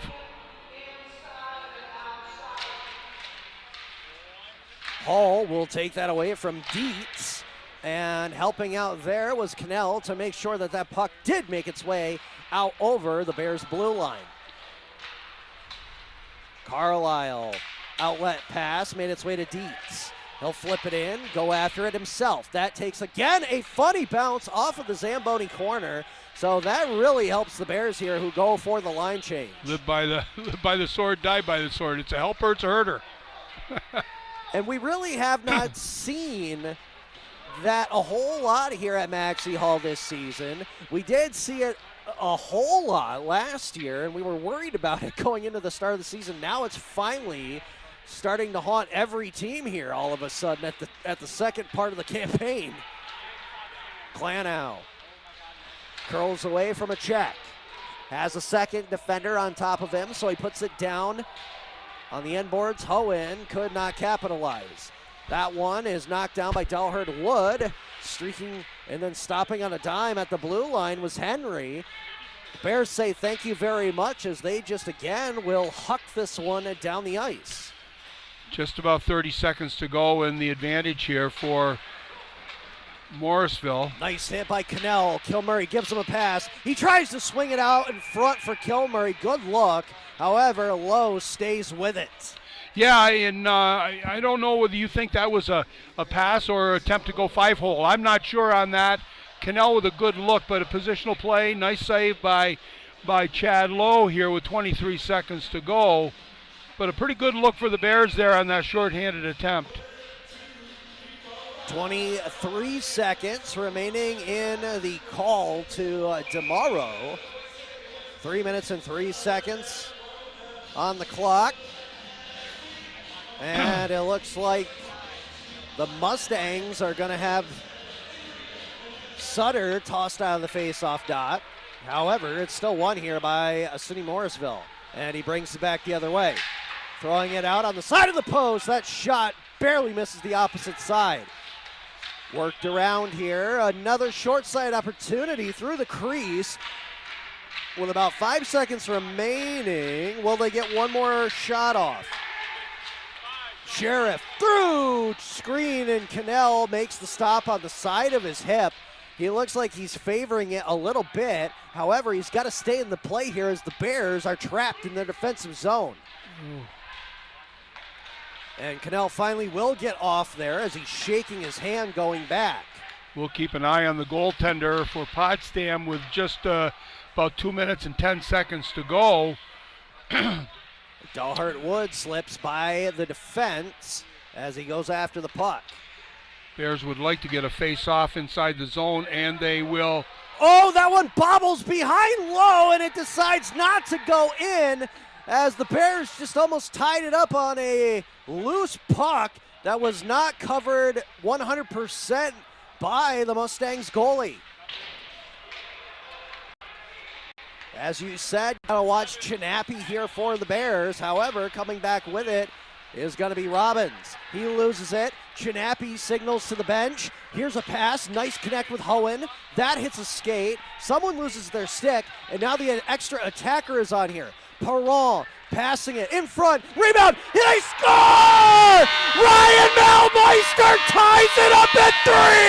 Well, there you go. There's the break you need. The goaltender was out. I'm not sure that was a factor in the play, but certainly the shot towards the goal.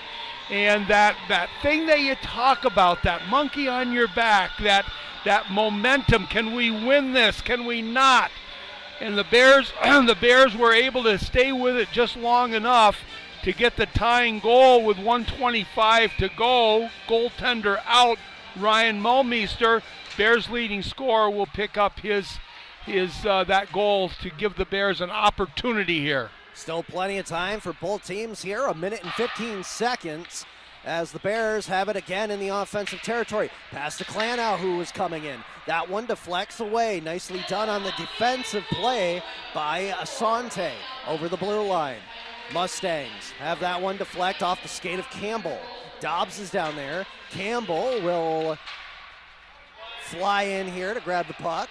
Krasnoyarov across for Dobbs. He almost gets tripped up on the play. Nice look by him as well, just to let that go by and avoid the check, but a nice look. And he is going to try to make his way towards the bench, and he will exit stage right for Salas. Here's a giveaway. Shot towards the net, and doing a pad stack on his side was Chad Lowe. However, there will be a call late here against Morrisville. We're going to have Morrisville go off for, I think, I didn't see the sign, I think it was a trip, but it was actually a slashing call. We are going to have a timeout here from the Bears. Not sure what that. Coach Grace try to come up with some type of offensive play. Yes, indeed. 33.1 seconds to go. The Bears would score, I think, with just about 1:20 or so. I didn't look at it, but right around that amount of time left, the goaltender out, Ryan Mulmeister would end up getting his 10th goal of the season. He leads with now, we're going to say 15 or 16 points, but good solid effort by Ryan. He's had a nice campaign this year, been very focused and assumed the role in his leadership on the ice and in the room, I'm sure, and nothing you can do to promote your leadership than to come through in the clutch. And that's what Ryan Mulmeister did there, getting that game-tying goal. It's going to be Mulmeister, Hohen, and Perron out there. Dugart Wood on the back end along with Jacob Hall. Mulmeister will stay on the point here. Face-off, they'll try to draw it back to Eli Dugart Wood, but they will lose the face-off. However, Malmeister's going to pick it up as it goes rolling to the opposite side boards. Mason Hohen circles up, looking for Malmeister. Somehow he comes away with it. In front, that goes off a shin as Perron tried to let it blow by. And he'll try it again. Backhander, it's loose in the crease. The official loses sight of it. Hall is shaking his head about the call. And Lowe getting a little testy himself, thinking that was a late move by Hall. Well, I'm not so sure. I think that was a good move by Hall there. And again, a couple of good scoring opportunities. Hall with that opportunity to put the game away with 10.5 seconds to go, but Lowe stayed with it. One back, Delhurt Wood, you called it. Now he'll give it to Perron again. He has to look across, takes the shot, and that one is easily snatched out of the air by Lowe.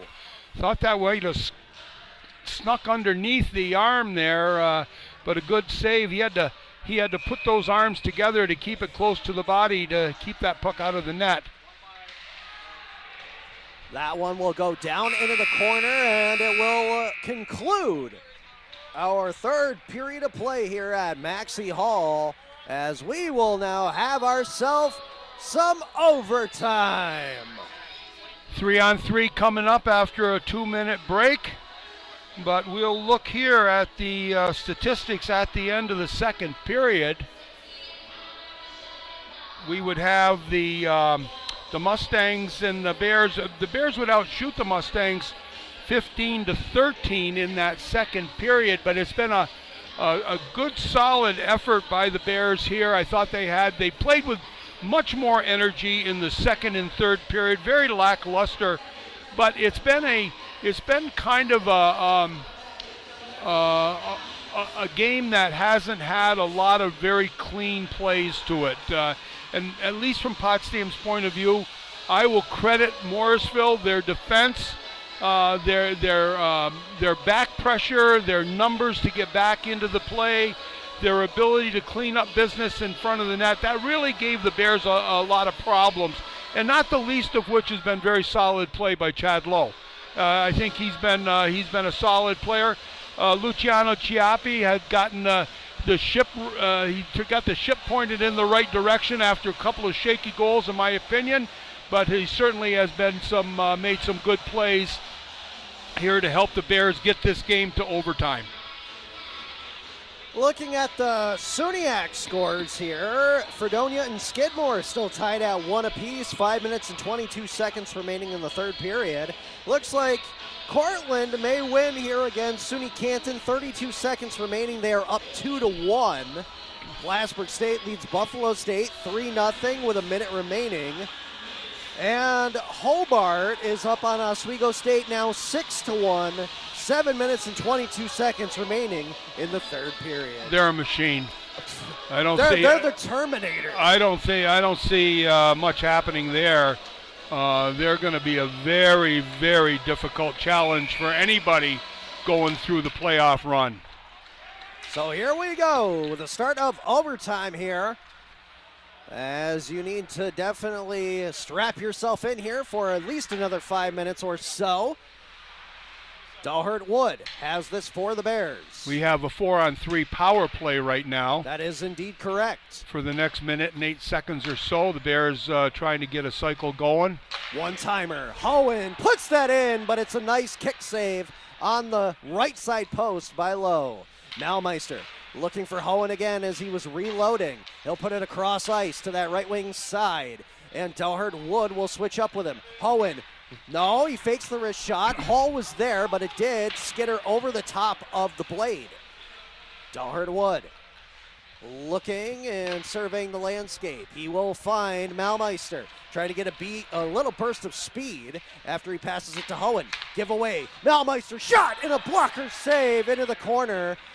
And again, the Bears still have great control here with 22 seconds remaining on the man advantage. Hohen kicks this one back up to his stick blade. Dalhart Wood gets the pass over to Malmeister. They'll switch up here. Malmeister to the left side. One-timer and another sliding save by Lowe. They're getting some looks there, but Lowe, I'll tell you, he's made those saves look easy. He's going from side to side, as it's going to be 4-on-4 hockey here until the whistle goes. Bears will retreat, try to get things set up, but tenacious forechecking by Morrisville forced the Bears to scramble a little bit in their own end before they get control now. Jacob Hall was trying to make the play here, and it's going to be Perron coming over the blue line. Didn't notice that Perron was coming behind him. Watson had to wait on the bench so that they would not get an offside call. Takedown there by Perron. They're trying to keep the puck going forward. Finally, it squirts out. Perron leaves it. Here's a chance. Watson goes behind the net. He didn't take the backhander, but he will drop past it for Dobbs on the half wall. He'll curl away and try to put it up low, or up top, but then decides to go down low as he is sliding across the ground. Delayed offside here as it's a tag up by the Bears.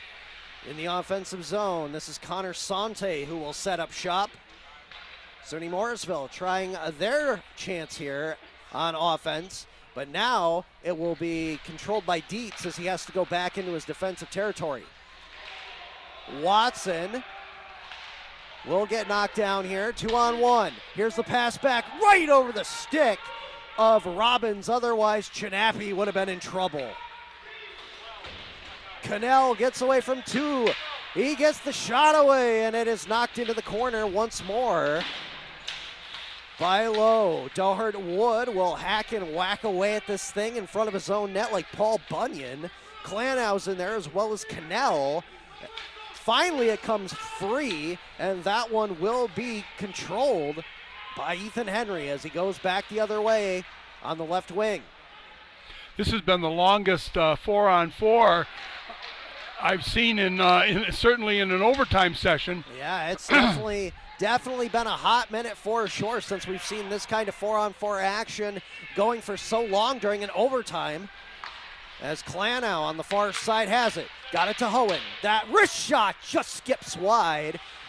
As Dohert Wood missed on the pinch, this one is slapped out to the neutral zone.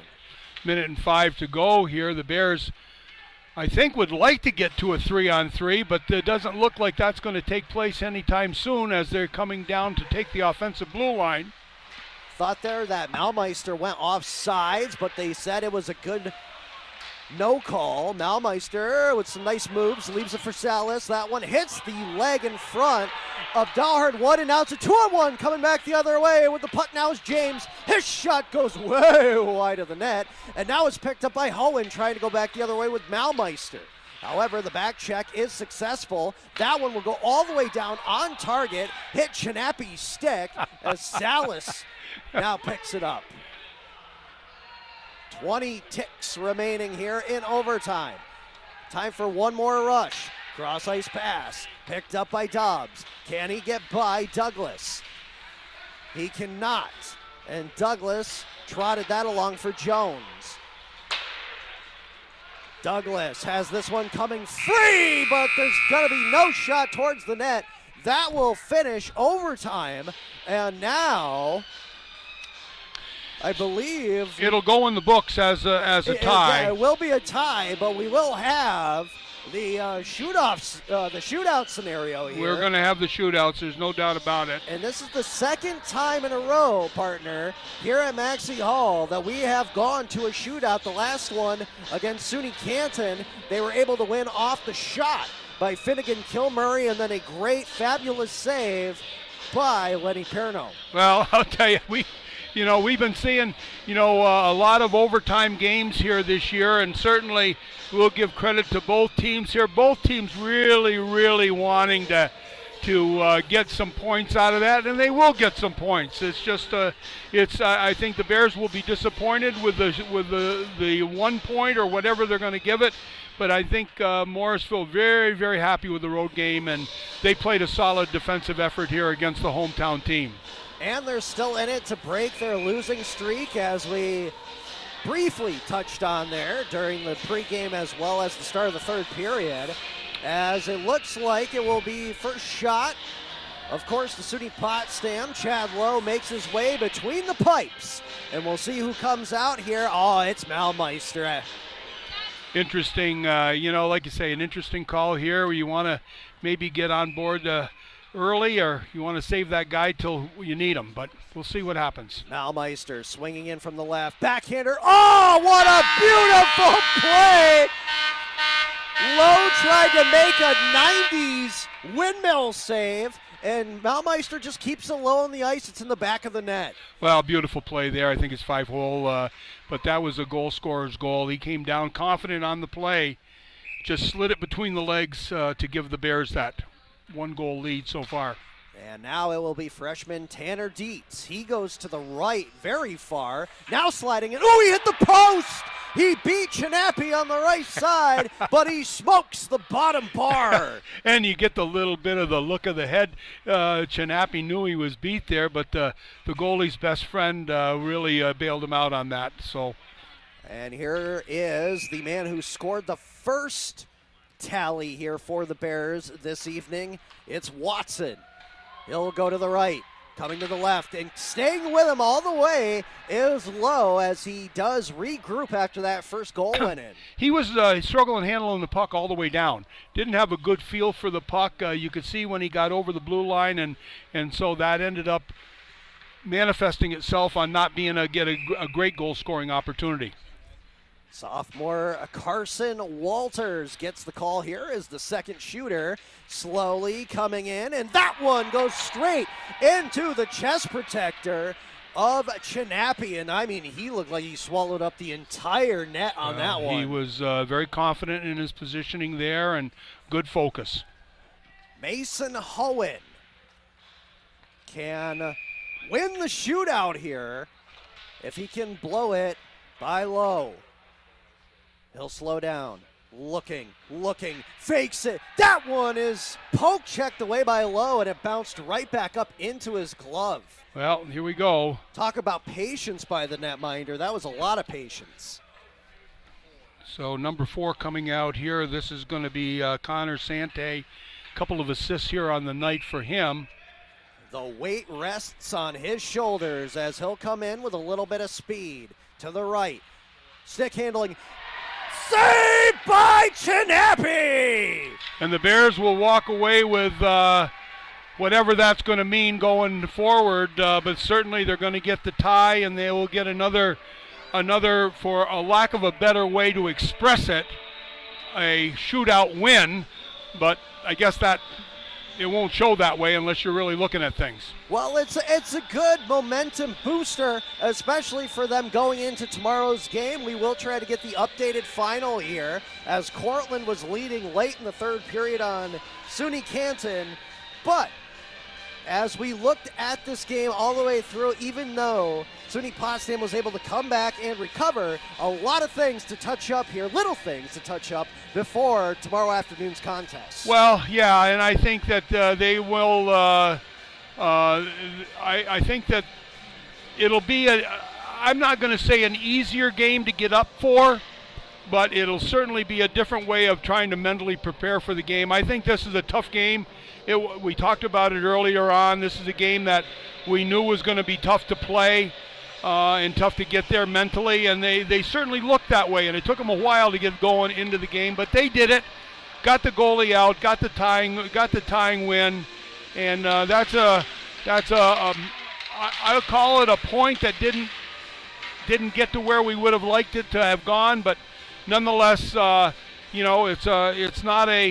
it's not a loss here, and so the Bears were able to come back and factor into a point. But we're not going to go through all of this other than to say that it was an even strength goal in the third period at 18:35 with the goaltender out. Ryan Muldmeister would pick that up. Matthew Perrant would get his 10th assist along with Mason Hohen getting his 4th. Shots on goal in the third period had the Bears out shooting the Mustangs 12-10. And in overtime, the Bears would outshoot the Mustangs 4-1. It looks like it's going to be 40-35 for a game total of shots on goal. So, again, we have a tie in the record books and a win in the shootout, and we'll be back here at 4 o'clock tomorrow afternoon. Absolutely. It will be against the Cortland Red Dragons, who did officially beat the Canton Kangaroos this evening at the Rue House 2-1, so it should be an incredible game tomorrow afternoon. Potsdam now goes to 4-7-2 in the SUNYAC. They're now 7-11-2 overall on this tie. Morrisville 1-10-3 now the tally in their tie category. 2-16-3 overall, and they're still looking to break technically that losing streak. And that will do it for our game this evening. A huge thank you to the wonderful staff and volunteers, as always, here at the Maxey Hall Arena. And a huge thank you goes out to all of the listeners and viewers across the sound waves. None of this is possible without your support. Once again, your final in men's hockey at Maxey Hall, it was a tie between the Mustangs and the Bears, 3-3. However, in the shootout, SUNY Potsdam comes up victorious as they score 2 goals in the shootout.